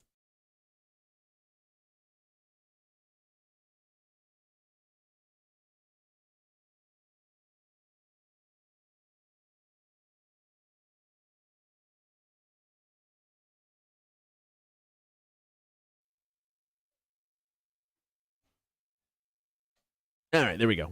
We're back.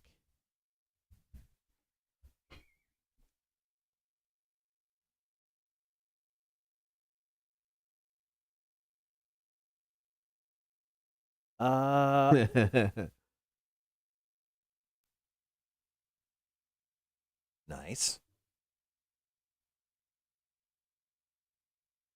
Yeah, I mean, I like Tim Burton's stuff, but it's definitely it's an interesting career. I mean, he's got original stuff here and there. I guess he directed Pee Wee Herman's Big Adventure, didn't he? I don't know. That's actually a really good question. I think that was like his first gig. Either that or Big Top Pee Wee. He did one, if not both. Let's see. Let's see.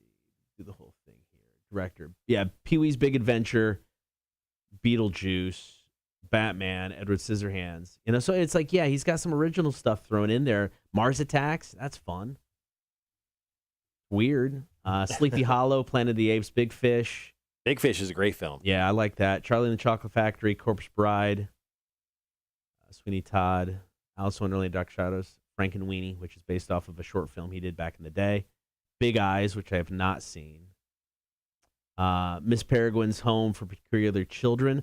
That's okay. It's based off a book series. My kids love the book series. And then Dumbo, which that one still makes me laugh just because it just seemed like out of left field.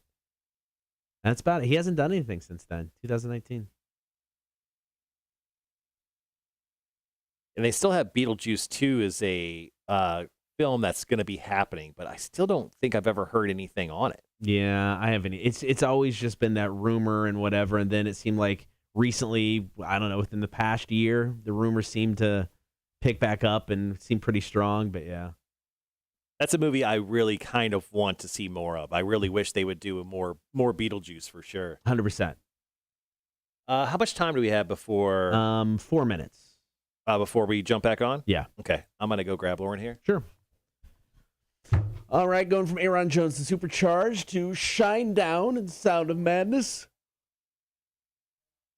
Oh, excuse me, guys. Stretching.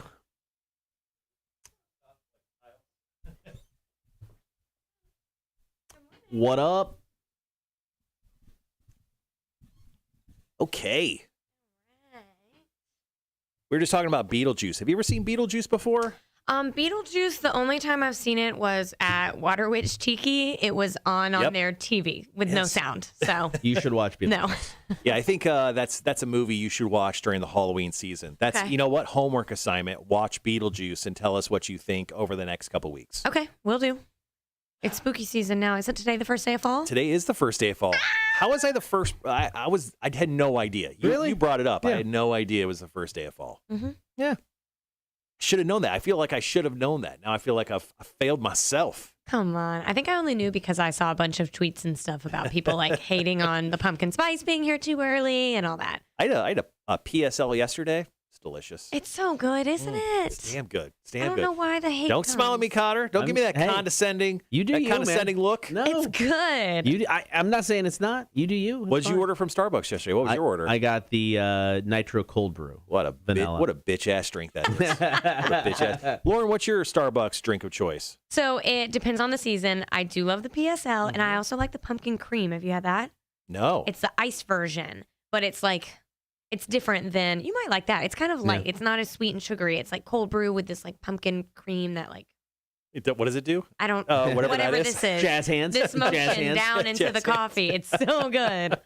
But I also love to just get like a vanilla latte, just simple. So that's your like yearly go-to drink. Yeah, All yeah. right. Iced or hot, either way. Their caramel macchiato is great too if I want like a big sugar bomb. Do you ever do like the peppermint drinks for Christmas time? Yes. Okay. And somebody actually gave me a tip. They said no mocha and it's not as sweet, but you still get the I peppermint. like the mocha though. See, mocha's my go-to.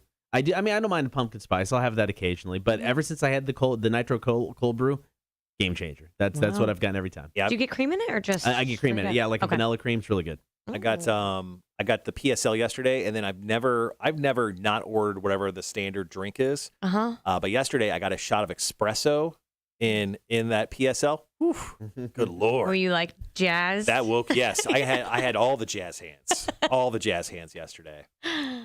So there was a crazy episode of Bachelor in Paradise yesterday. Yes, and I must confess, I had an event last night, so I came in about 30 minutes late. But I have done my research. I have read and watched videos of what I have missed. Don't worry. I love it. And like Little John was back last night. Yeah, he was. There was, I believe, I'm trying to look for the exact comment, but I believe there was some more vagina talk.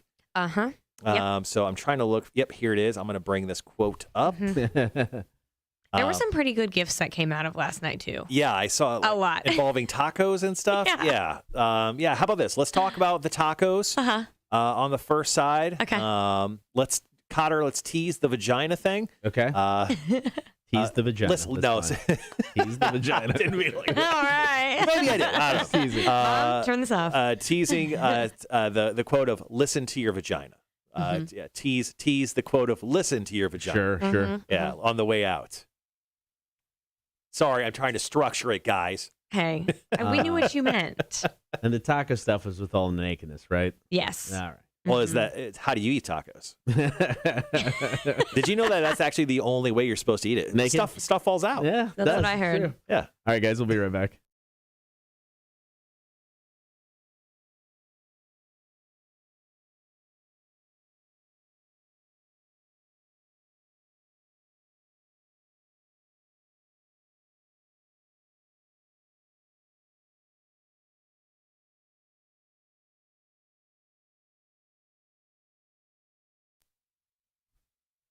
Hi, good morning, Lauren. Thank you for joining us again so we can run down some Bachelor in Paradise. I'm excited. So was this like the most naked episode ever? There was a lot of nude people on this episode. We had like 2 semi-naked dates back to back. Is this like something that's been established in Survivor lore? Is nakedness and naked dates kind of part of the deal going in? I think it's part of the brand now. I think that all these contestants have to say, like, how cool are you with being naked on camera? Right. Otherwise, you're out. If you say no, sorry. Well, I mean, got to get ratings somehow. True. So once again, explain The Bachelor on every single Tuesdays on ABC.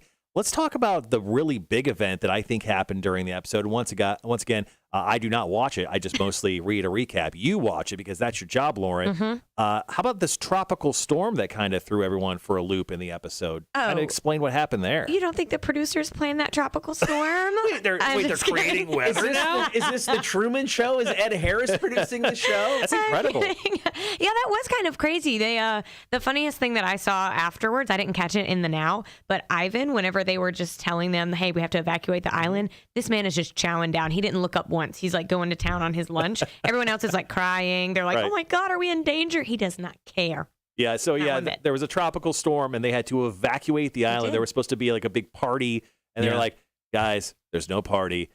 There's a storm coming directly towards us. We're all going to die if we don't leave right now.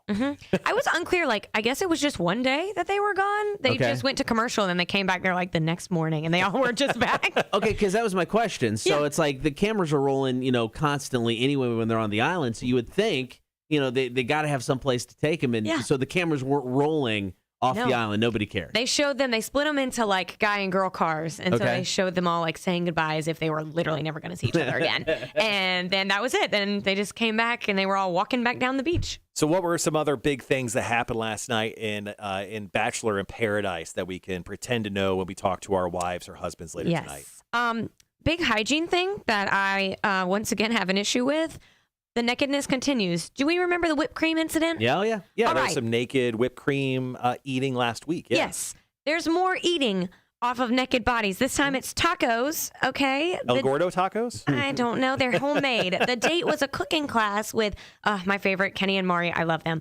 But this was gross. After they made the tacos, they're like, okay, one of you get naked. And then the other one just like with your mouth, not even with a fork or anything, just go to town and eat these tacos off of each other. Yeah. So here's the thing. I'm actually looking at screenshots of this. So it was Kenny who was on this date. Yeah. Yes. Kenny puts some, it looks like queso on these tacos, which Oh, I actually heard that was sour cream. Oh, that which is so much worse. Oh. It's disgusting. Yeah. Sorry. From the picture, it looked like a little bit of queso, but now it probably a 3rd-degree burn if he dropped that.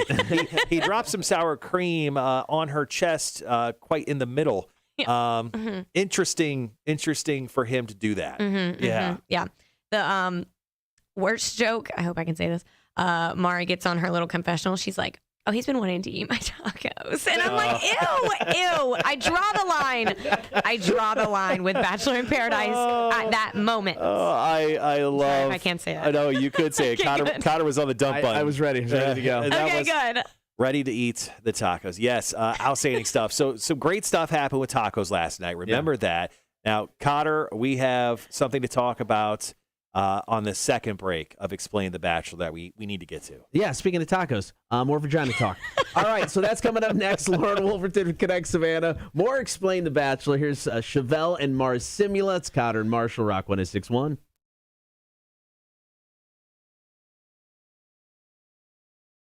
The exact quote saying you need to listen to your vagina. Mm-hmm. Yeah, listen to it. Listen to your heart. Forget that. Tia's vagina, specifically, in regards to Blake. But, okay, cool. Tia. So what you been up to? What cool stuff? I saw you out last night just hammering drinks. Are you never not drinking? Oh, my God. You know what? My mom would actually say the same. She calls me like once a month and is like, Lauren, how many times a week? And I'm like, Mom, it's not that. Not that often. It's 4. How many days drinking during a 7-day period is too much? Limit does not exist. 5? That's a Mean Girls reference. No, networking events in Savannah. It's hard because they're like, if you come and network, you're going to get business and you get a drink ticket. And I'm like, well, okay. All right. Twist my arm. But yeah, no, last night we went to Sips at the Station over at Ardsley Station. It was really fun. Yeah, It was good. Met some good people. It was for the 200 Club. Oh, yeah. So last night was charity. Thank you very much. Okay, sorry. Yes. With drinking. Doing noble work Yeah, yesterday. I'm doing the Lord's work out here. Yeah, well, I have always said that personally. Lauren, she's a saint. Always said that. But All no, right. it's fun. Cool. All right. What have you been up to? We've been, let's see, a lot of behind the scenes stuff that we can't talk about right now Love it. specifically. But just mostly just looking at our fantasy football teams. Cotter, what else are you working on? What are you doing? Just enjoying life. Just enjoying life. We're working on a bigger project that we think we'll be launching here in a couple weeks. So we've been working on that quite a bit. That's been taking up a lot of our time. Then there was this thing that happened to a service that we use, and that includes Russia. So I can tell you about that off the stream. That was a crazy thing. And then just getting set for the weekend. This is a weekend where I don't think there's a lot going on. You're wrong. But that's why. That's a great intro. That's what I was trying to get to. Beautiful. I don't think there's a lot going on, but maybe there is. Lauren from Connect Savannah, you have a podcast. What's the name of it so I don't screw it up this time? What are we doing? Exactly. So what is going on this weekend in Savannah? You've got less than 90 seconds. Oh, my. Well, I don't have my rundown. We're filming it today. Are you filming it today? I know there's some Oktoberfest going on. Yep. This is tonight, but I'm going to go to the POD show, believe it or not. Yep. POD tonight. is later tonight. Mm-hmm. I'll be there. What's tomorrow? Victory North Savannah. What's happening on Friday? What is happening on Friday? I don't know. I don't have my rundown. There's no big movies coming out. I know there's Midnight Mass, which is the new Netflix horror movie show done by the guy that did The Haunting of Hill House. That's coming out on Netflix this weekend. Okay, wait. Speaking of shows, have you seen this The Last Man thing, the Why, whatever it's called? On Hulu? No. I've heard it was good though. Oh my God, it is crazy, and it has me worried that Cameron and my male cat are going to drop dead any second. It's freaking me out. It's really good, though. So, yeah, that series is about essentially every male on the planet dies. Oh, sweet relief. Literally all at one time. You son of a bitch, Cotter. You're doomed us all. It is You're a stressful watch, but it's really good. Yeah, it's a show that I heard is really good. I haven't watched it yet, but I definitely want to get to it. All right, we got about 30 seconds. All right, let's go right into this talk with Tia and her vagina. Mm-hmm. It needs to be listened to. Listen to. And then, did we lose anyone last night? We did. Okay, well, let's get into that. Wait, no. Oh, yeah, we did. We lost one. Okay, right. yeah, we'll talk about that after. All right, be right back.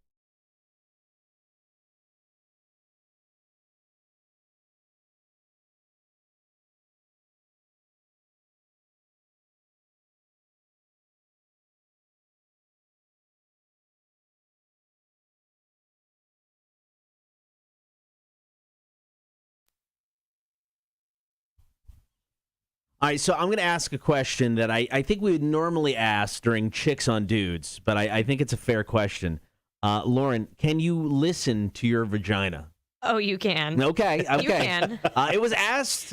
She speaks. It was asked last night, so I just maybe some clarification. What went down with this whole listen to your vagina thing? So, Country Tia, our Nashville queen, she is torn between Hot Blake with the tattoos. Right. Lil Jon calls him Tatty Daddy. Wow, Yes. that's a nickname. We should get that going. Right? And then James, who is also super hot, but is just not quite speaking to Tia in such ways. So she's torn between the nice guy and the hot guy, basically, is what it boils down right. to. And I just really feel bad for James whenever he watches this back, because every interview, Tia is like, I mean, James is so sweet, but Blake, he makes my vagina talk, and she's dancing and all this stuff. And I just feel bad, like, poor James. But she's also very frustrated with Blake because while the vagina's talking, he is not. Like, yeah, she had a conversation with him and is like, you're not pursuing me at all. And he's like, I mean, I want to talk to you. What more do you want from me? And she's like, are you kidding? So I understand her frustration. He's so hot, but Blake's just the dumb hot guy. He is. He walks in and is like, I'm done. Okay. He's the guy that just walks into a room and he's like, yeah, I'm just going to get with the girl tonight. It's just going to happen. And James, on the other hand, he's like, I made something for you. This man painted 2 paintings for her and presented them. I mean, Were they Were they- good? No. Okay. Well, see. One of them was a stoplight. So how good can you make that? You know? Oh, wow. But it represented. Shouldn't it be a green light, a go light? No, it represented her hometown with only one stoplight. It was Oh. cute. Yeah, Kind that's of. way too much thought into it. Be more like Blake. Do Yeah. say less, get more. I think, in that Exactly. situation. Exactly. So that was kind of a cliffhanger last night. We don't know who she's going to give the rose to. Ooh, I think it's obvious. Hey, I don't know. Go with She the hot seems guy. so furious at Blake. Yeah. He's not even trying to pursue me, so I get that. Well, if it's like any girl I've ever dated, trust me, she'll go with the other guy. I think you're probably right. I don't think the nice guy's going to win here. There's no chance. All right, Lauren, once again, we're talking about Bachelor, in Paradise, season 7. We lost someone last night. Who did we lose? We lost someone who never should have come in the first place, Kendall. Yes. Kendall? Why shouldn't have Kendall been there? That's grocery store Joe's ex. She came here to start some trouble. Yeah. I mean, not really. Trifling. She You know kept what crying. she was doing? She was trifling. That was right. She I wouldn't say that she threw a Hail Mary last night, but it was close. Like he was making out with Serena P and she had the meltdown from last week and that's where it cut off. And then they picked it back up and she was like, I just want to talk to you. And she literally cried on his shoulder for 20 minutes. And then he was like, I think that you need to go. I think this is over. And she just left herself. Wow, good for Packed her. her stuff That's and left the beach. A voluntary, leaving situation. Yeah, good for her. Yeah, she Sometimes you went got to with take your L. Yes. Yeah, take the loss. Sometimes you guys got to do that. You got to. All right, Lauren, thank you so much. As always, what's going on this week with you, the podcast, Connect Savannah? Got anything Absolutely. fun going on? What Are We Doing podcast? Yes. Will be out tomorrow morning. Okay. You can listen on our website, find us on social media, listen on Spotify, and watch us on YouTube. Perfect. All right, So many ways. we're back at it next week with Connect Savannah's Lauren Wolverton and Explain the Bachelor. We're back next with Marshall. Little Marshall's Music News. Cotter Marshall Show, Rock 106.1.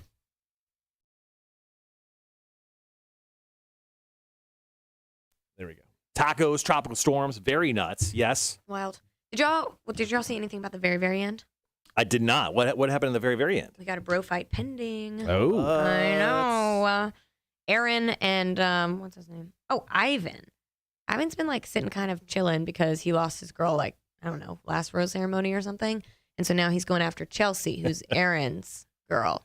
I literally just scrolled down and saw the picture, and it's quoted underneath it just by saying testosterone. That's exactly what it was. The amount of chest puffing coming from Aaron. I was like, buddy, if I was Chelsea, I'd be like, I'm not into you anymore. That was really, really annoying. Wow. Yeah. Well, all right. That's incredible stuff. Well, I'm excited to hear the next episode in the podcast out tomorrow. You record it at Starling Yard. We do. How do you record it? Is there a little studio over there? Do you how do you set up a little mic situation like this? It is nothing even close to this. We literally have these 2 little wireless mics. They're not little lav mics. They're these clip things. Yeah. And then Jamie's phone. Okay. And that's the entire thing. Nice. Yeah. Yeah. We sit in front of the Julu mural and call it a day. Why not? Yeah. That's awesome. Very simple. All right. Well, you get off. You do your thing today. Once again, thank you for coming in.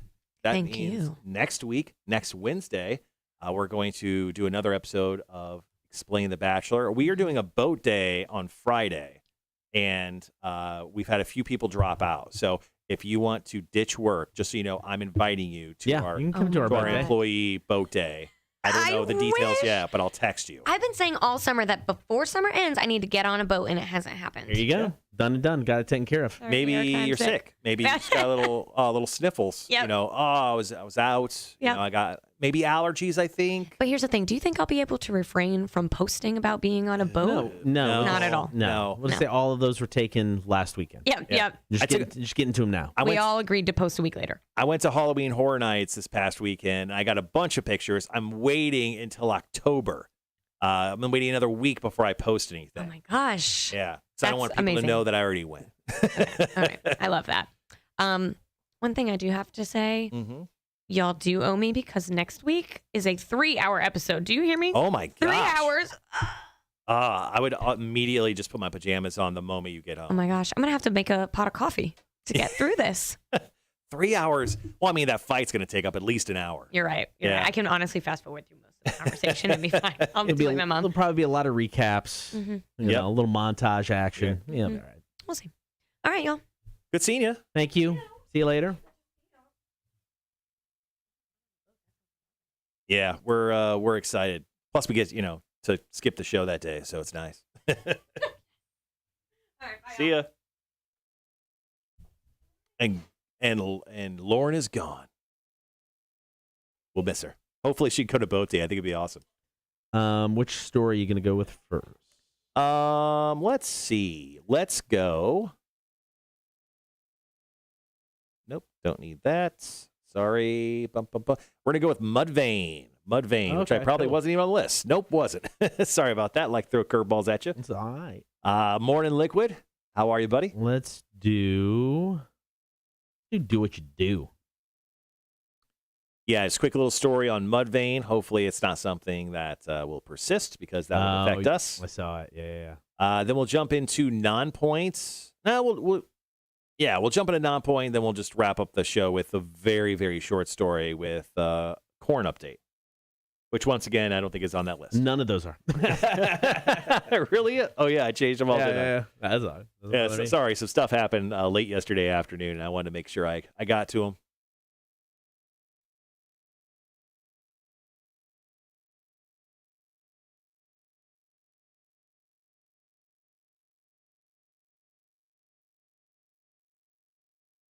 Ooh-wee. All right, guys.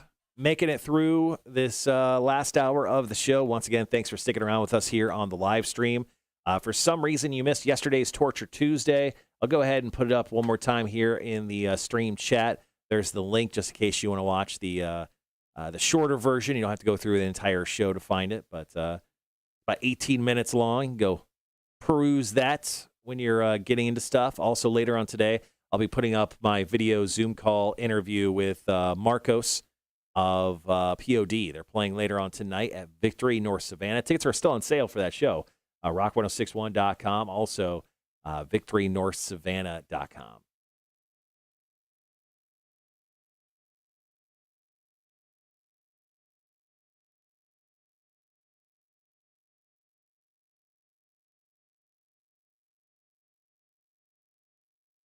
All right. We got just over 4 minutes. What do you got?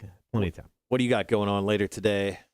Got several meetings to take care of. Several meetings? Several meetings. Got at least even with the department head meeting not happening at 10? Got 2, potentially 3. Oh. I don't know if because there's another one at 10. The reason we're not having the department meeting, right? Kind of think I got to be on it. So 3 meetings. If they haven't invited you, I wouldn't even try to. There is an invite. There's like an ongoing invite. Oh, okay. So 3 meetings today. Got to get the dog to doggy daycare. He needs to run off some energy. And then I've got a nap, man. I did not nap yesterday, and it was just a long day anyway. And then I got bingo tonight at New Realm. Maybe my last night of hosting bingo, which is awesome. Mm-hmm. Which would mean I'd be on the regular not hosting trivia or bingo on a weekly basis, which is perfectly okay with me. Charles says award-winning talk show host should have that insight. Sorry, insight on exactly what? He says no Southeastern dates for Volbeat and Ghost. Maybe they will be at 2022 Welcome to Rockville.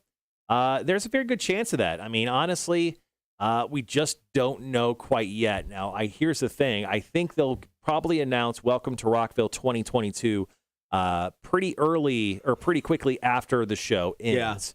Yeah. I would not be surprised if when the final note hits on Metallica Sunday night, they don't put up on the big screens at least a few of the headliners for the 2022, just so everyone kind of finds out. Gets all excited. Yeah. So I think there's a good chance of that mid-November. But generally on a regular like yearly schedule, Welcome to Rockville artists get announced first week of December. And then generally the show will happen in May. But man, if Ghost is playing Welcome to Rockville in 2022 in Daytona Beach, Florida, God, I pray for Tobias, who is the lead singer of Ghost. Jesus Christ. That'd be toasty. Oh my God, he'd die. I mean, he wears full suits. Yeah. And he wears a latex prosthetic mask over his face the entire show. So we getting a new version with this, or yeah. we okay? Mm-hmm. Yeah, I think he's already debuted the new Papa Emeritus. Oh, has he? Okay. Yeah, he debuted that a year ago, and then obviously. Oh, okay, I don't remember. Yeah, it was a while ago. Ghost is starting to get more active on their YouTube page. So if you follow YouTube, they have an ongoing series between some of the characters he's created in the Ghost universe. And a new video just came out a few days ago. I have not watched it yet, but I do subscribe to their YouTube channel.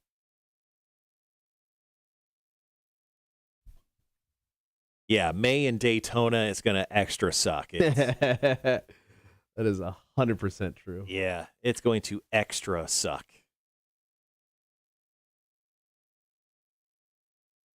Excuse me. Damn it, man. Yeah, the last few days, Monday and yesterday, I did not nap at all. And then I would sleep around 10 o'clock, which is usually when I fall asleep. So I think I'm a few hours behind in my sleep, too. I'm mostly just running on caffeine during the show. Yeah. I've been getting, I didn't really sleep toward the end of the week last week either, nap-wise, but on a good nap day, I understand 2 hours may not be a nap. It's still a nap to me. Still a nap to me, damn it. Still a nap to me. So I get about 2 hours. So yeah, got about a half an hour-ish, maybe yesterday. Stomach and then work stuff, and it's just like screwing them up. And then, I didn't get to bed until 11:30 last night. So on Monday, I laid down at 12:43 to take a nap, a little earlier than I usually do. About 15. And I'll tell you what happened after that. It involves you. Okay. All right. Be right back.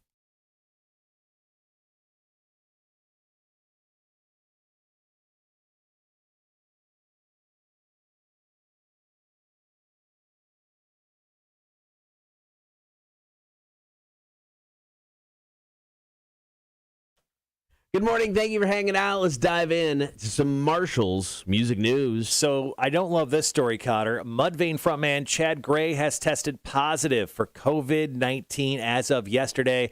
Thus, the band has had to pull out of their upcoming festival performance this coming weekend at Louder Than Life. Now, they put out a statement stating, after taking every precaution to follow CDC COVID protocols during rehearsals and recent performances, Chad Gray and a few staff members have tested positive for COVID. The safety of our organization, fans, and festival partners must come first. So therefore, Mudvayne will no longer be a part of the Louder Than Life festival that takes place in Kentucky. Now, Breaking Benjamin is going to fill in for them. Now, Mudvayne went on to say they're looking forward to get everyone healthy and ready to rock for the Aftershock Festival and the Welcome to Rockville Festival, which is happening in middle of November. So cross your fingers. We still get an opportunity to see Mudvayne, because that is probably, Metallica and then Mudvayne are the top two bands that I want to check out at Welcome to Rockville this year. And if Mudvayne's not a part of it, I would be devastated. I would be absolutely devastated not to see them this year, especially after all the hype of their return. All right, let's do some Mudvayne. Do what you do. More of Marshall's music news coming up. Cotter and Marshall, Rock 106.1. Next up, we'll do a quick story on Nonpoint. Nonpoint had a semi-tragedy happen to them. And they made a small, 15-minute documentary about it. And I watched most of it yesterday. It's actually really entertaining. Oh, really? Okay. But they had some bad stuff happen to them. And we'll talk about that next. And then we'll just do a really quick update on Corn Monkey. He came down with the cocoa. We'll talk about his situation. Then we'll wrap the show up. So Monday, it is 12:43. Usually I take a quick nap in between 1 and 2-ish. Right. Most weekdays when I'm doing the show. At 12:43, at 12:45, Cotter texts me once. A couple minutes later, Cotter texts me twice. Sorry. About 20 minutes later, Cotter texts me a third time in a row. After that, I was like, okay, cool. I'm laying down. Just tell me, dude, I'm going to sleep. Leave me alone. I would have left you alone.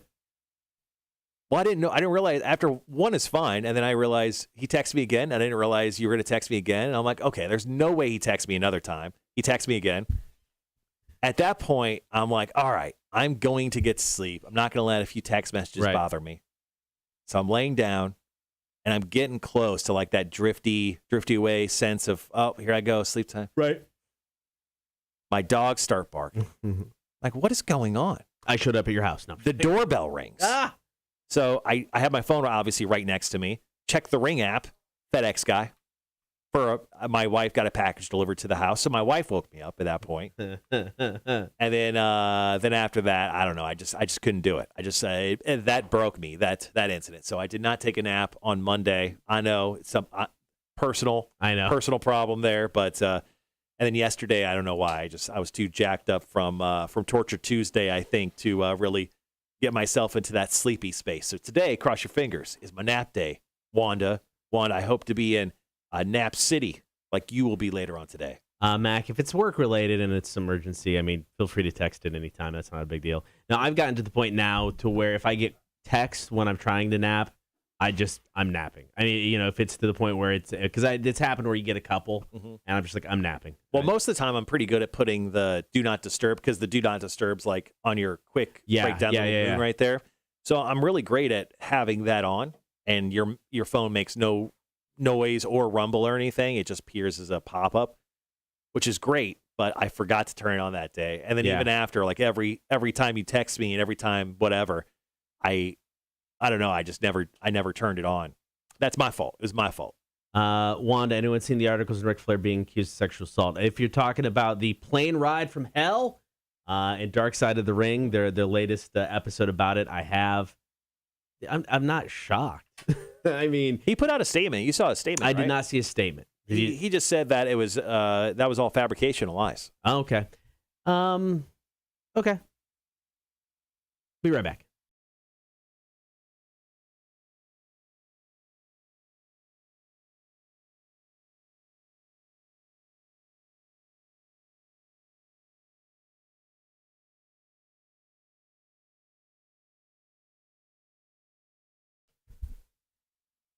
It is Marshall's Music News. Let's get into story number 2. So, Nonpoint has not toured in 2 years. And these guys are road warriors. Them and Seven Dust, these are guys that do 200 shows a year. This is where they primarily make all their money, is when they go out on tour. Now, they had a kind of a rough patch just a couple weeks ago because, well, their drummer tested positive for COVID-19. So he had to go back home. They had to bring in a couple other guys who filled in for him. But that wasn't the worst of it. The worst of it was when they were in Tennessee and they were just going to their next show. They had a trailer on the back of their bus, and there was a little dip in the road. Yeah. And then everyone was sleeping on the bus, and suddenly the bus driver started screaming. He started saying, "It's ruined. Stop. We got to stop." And everyone's like, "What? What's happening?" The trailer popped off the hitch and went dead right into the forest. Now, apparently, just moments before this, a truck carrying a boat had the same exact thing happen. There was a dip in the highway, and this boat came off the hitch and flew right into the forest. The trailer, actually, because of the same trajectory, hit the boat. That's impressive. Yeah, and it was a 1-for-1 type of situation. Now, Nonpoint obviously had to stop and then, call a tow truck to get their stuff out of the way. They actually opened up their trailer. They only had a few things as a total loss, a couple speakers, but they did find out that after all their losses incurred and everything, they were in the red on the tour, no matter if they finished it or not. That's why they had to cancel their Blue Ridge Festival tour date because of what happened with their trailer. So currently they are selling a T-shirt on their website to kind of help with the cost that they have to incur on their equipment, because they didn't have insurance on anything, their trailer or their equipment. Like I said, most of the equipment was fine, but some of the stuff like cases and some pedals and stuff were damaged. But thankfully, they did invest into buying some high quality cases, and that saved most of their equipment. But if you go to their website, nonpoint.com, you'll be able to buy a exclusive shirt, which will help to go towards the giant invoice the band has incurred. So make sure if you're out seeing Nonpoint over the next few weeks and months, and let's just say year, give them your money. Buy a T-shirt. Take care of these guys. They're incredible. All right, coming up next, one more story with Marshall's Music News, then we'll wrap up the show. It is Cotter and Marshall, Rock 106.1. One comment from the lead singer said, if someone hadn't been filming when it all happened, people probably wouldn't believe what happened to us. That's crazy. Okay, so more on this Ric Flair stuff. I mean, if you ever heard a story about Ric Flair, I mean, I'm not saying maybe this one incident is made up. There are multiple stories about him just walking into a room with his junk out and tapping people on the head with it. Supposedly, his stuff, Space Mountain, has been referred to as like a baby's arm holding an apple. Wow. He's sounds like he's a gifted individual. Oh, okay. And he liked to show off his gift. So I can't say I'm shocked by anybody saying, yeah, Ric Flair whipped his junk out and I saw it. Did you see the story from Liquid on the chat? Liquid says, I bumped into Ric Flair literally at Comic-Con at Foxwoods Casino in Connecticut. Going to the bathroom, I was kind of drunk. I looked down at his phone and saw a girl was sending him boob pics. Not shocked. Not shocked. Oh, man. Yeah. So Ric Flair. Yeah. So there was a documentary that was put out called The Plane Ride from Hell. Yeah. So it's Dark Side of the Ring who does, it's like a series and they do different episodes. So there was allegations that Ric Flair forced himself on some stewardesses. So in a lengthy Twitter statement, he essentially said, to clarify, the helicopter, as it was called, is accurate. I wish I could blame it on my youth, but it was a case of drinking too much and being inappropriate, and I apologize for that and have countless times over the years. I've made bad decisions during dark periods of my life. It was something I spent a significant part of my years I was given by the doctors in 2017 trying to make right. He goes, I condemn sexual assault in any way, shape, or form. And then he goes on to say that none of this is true. He goes, I've never forced myself on anyone in any way, period. So, yeah, that was what his statement said. He said people said he shouldn't even put out a statement. But he says that this gentleman kind of behind this story was a liar and has been lying for years. Okay. The Plane Ride from Hell as a whole is just an interesting thing. I don't remember where they were going, but it was a plane ride with like Vince McMahon, Ric Flair, Brock Lesnar, Kurt Angle. I mean, it's just a who's who of WWE stars. It was a long flight. There was a crap ton of booze involved. There was fighting in the plane. I mean, it is literally the plane ride from hell. It's definitely. I haven't seen the Dark Side of the Ring yet episode. If you've ever seen any of the Dark Side of the Ring stuff, they honestly usually do very good work. I mean, it's usually very entertaining. It's on the Vice channel. Yeah. And I believe the full episode is up on YouTube. Okay. I think I saw it available there. What Right, is going on in the hallway? I have to check it out. Yeah. It sounds like they're loading up the fridge. It's about time someone loaded up that fridge outside of me.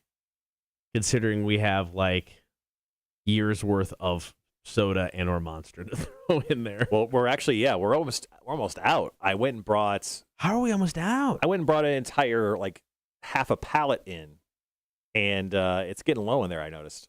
Holy crap! Because we had. I honestly, man, I used to when I was working not mornings. Right. I used to drink a lot out of that fridge. I've taken 2 things out of that fridge in the last month. Right. I think I've taken 1 Monster in the last 3 weeks. Because we had some leftover from the 20th anniversary show. Yeah. It was a couple truckloads of Monster stuff, and Cokes and stuff. Yeah. All right, we got a couple minutes. I'll be right back. We got 2 songs here.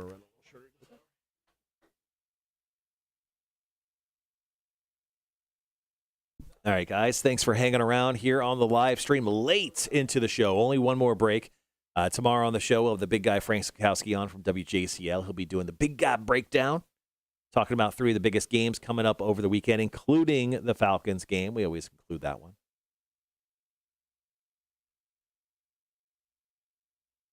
Looks like we should be seeing some favorable weather as well this coming weekend. I mean, we're really getting, obviously, today's the first day of fall. I mean, the weather is incredible. I mean, we're in between 81 and 84 degrees over the next few days, and we see a bit of a cold. Jeremy Nelson from WJCL called it a cold front coming in over the weekend, where we'll see lows possibly into the 50s.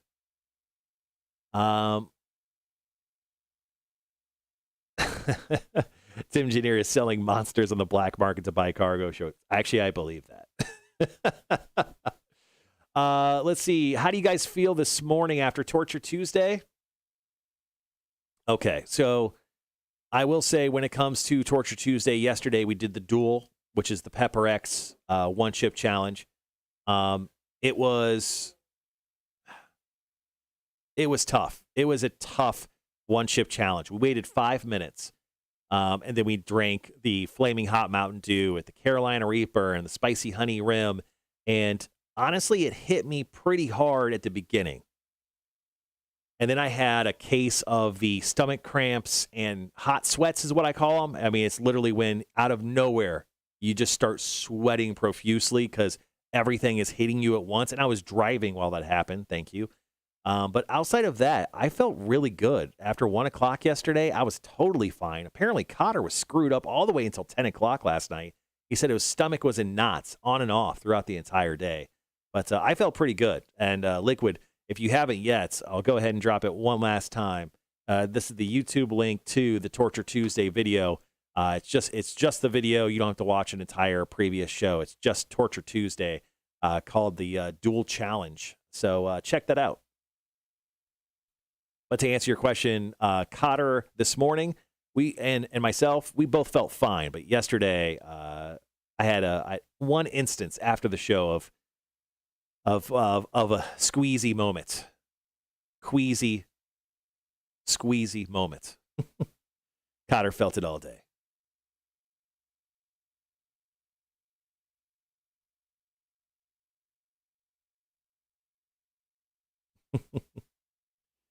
Yeah, so coming up here in 2 weeks. So we're going to do Torture Tuesdays every 2 weeks. Our next Torture Tuesday is going to include the Fart Launcher 3000. I kind of showed off the gun yesterday, but it's this big, ridiculous child's gun. It's purple, green, and yellow in color. And what it is, it shoots fart spray into someone's face. Well, because we're dumbasses, we're just not going to do the fart spray. We're also going to include liquid ass into that. So I am going to be MacGyvering this fart launcher to include some liquid ass liquid. So Cotter will get a choice, in so many words, of which canister. They will both look the same. And we will spray either regular fart spray or liquid ass face a couple times during Torture Tuesday, 2 weeks from today. So the next one coming up, I believe the date is going to be October 5th. Yeah, Tuesday, October 5th is our next Torture Tuesday. After that, we're going to bring back the Box of Mysteries, which is something we used for the very first time a couple months ago. So we'll reuse that. We'll reuse that for the Torture Tuesday after that, which I think is October 22nd. Rhett says, Despicable Me type gun like the Minions would use. Yep, that's exactly what the Fart Launcher 3000 looks like. I believe, yeah, you can see it right there behind Cotter. Cotter, move your head to right or left real quick. Yeah, you can see the Fart Launcher in the background there, kind of right there in the middle. That's what we'll be using. I actually had to order extra cartridges, and I had to order a precision screwdriver set because these cartridges, it's just a squeeze bottle, but they're inside these purple tubes, and I actually have to take out the squeeze bottles and put some liquid ass in there. So Cotter, I haven't exactly decided how we're going to do the next Torture Tuesday. So right. I'll have 3 cartridges. Sure. Of fart spray. One of them out of the 3 will be liquid ass. So right. We may even do like a wheel thing. Okay, I get that. And we'll have you spin the wheel multiple times. So I think we've been talking about buying a wheel for a while. I think we'll buy a wheel. Okay. And we'll have you spin the wheel a couple times an hour. And then we'll shoot you with some fart spray. Sounds good. Once again, we're grown men. Probably won't be the worst thing that's happened to me that week, so it'll be okay. Wait, are you expecting something bad to happen to you the week of the 4th? I don't know, maybe. All right, see you later, Wanda. Thank you for hanging out. Appreciate it. Ooh, Zoom meeting. I'm actually just excited. That's another thing that you, as a child, you would hate, but as a grown man, you're excited about. I'm excited to own my first ever precision screwdriver set. Okay. It has like 140 different, yeah. Jesus. Yes, it's a set they sell you if you want to open up your iPhone or replace your own screen. Okay. You have to have this precision screwdriver set. Okay. So it's rather popular on Amazon, but it also included the bits that I needed for the Fart Launcher 3000. Multi-use. I love that. Obviously. Yeah. Were you correct? Were they just loading up the fridge, or were they breaking down something out there? Loading up the fridge. Ah.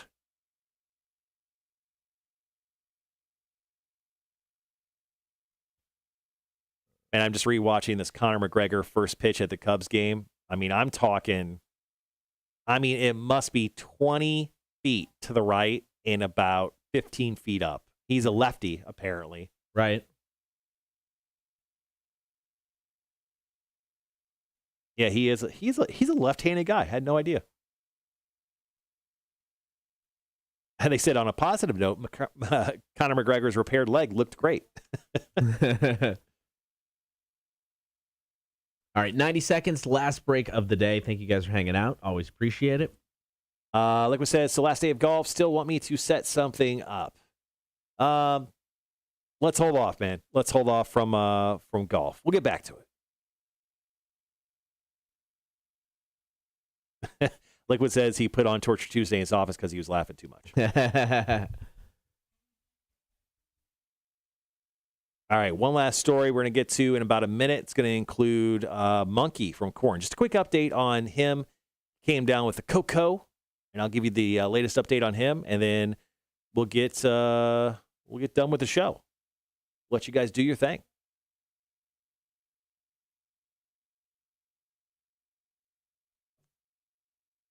You got everything lined up for tomorrow's show?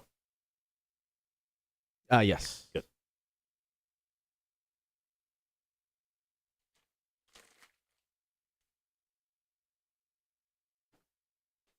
Close.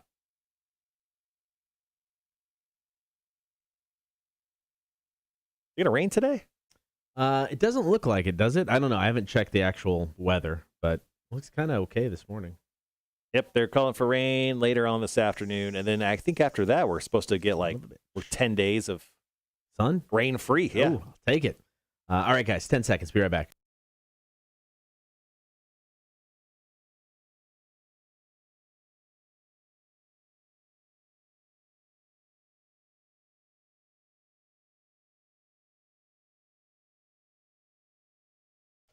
Before we get out of here, one more time, it's Marshall's Music News. Back about 2 weeks ago, the news came down that James Monkey Schaefer, the guitar player for Korn, he came down with the cocoa. But the great news is, as of last night, he has returned to the lineup in Dallas, Texas. Now, Love and Death's J.R. Boreas was the guy filling in for him, but Monkey says he is recovered and ready to rock. So Monkey is back with Korn. Jonathan Davis came down with the cocoa. He is recovered. It's good to see Korn back at 100%. All right, coming up on the show tomorrow, are you smarter than a community college dropout? Hefe 2, the new music beta fish, will select a new song for us. You okay I'm over dying. there? It's all right. You okay? I don't know. At the end, I swallowed my spit. We're also going to play Quiz in the Face, as long as Marshall, I waited till the last break of the show to do that. Well, that's a plus. Okay. I'm going to get Quiz in the Face. It has something to do with audio. That's all Marshall will tell me. Oh, yeah. I have no idea other than that. You'll be receiving 10 individual audio pieces that will be very short. Okay.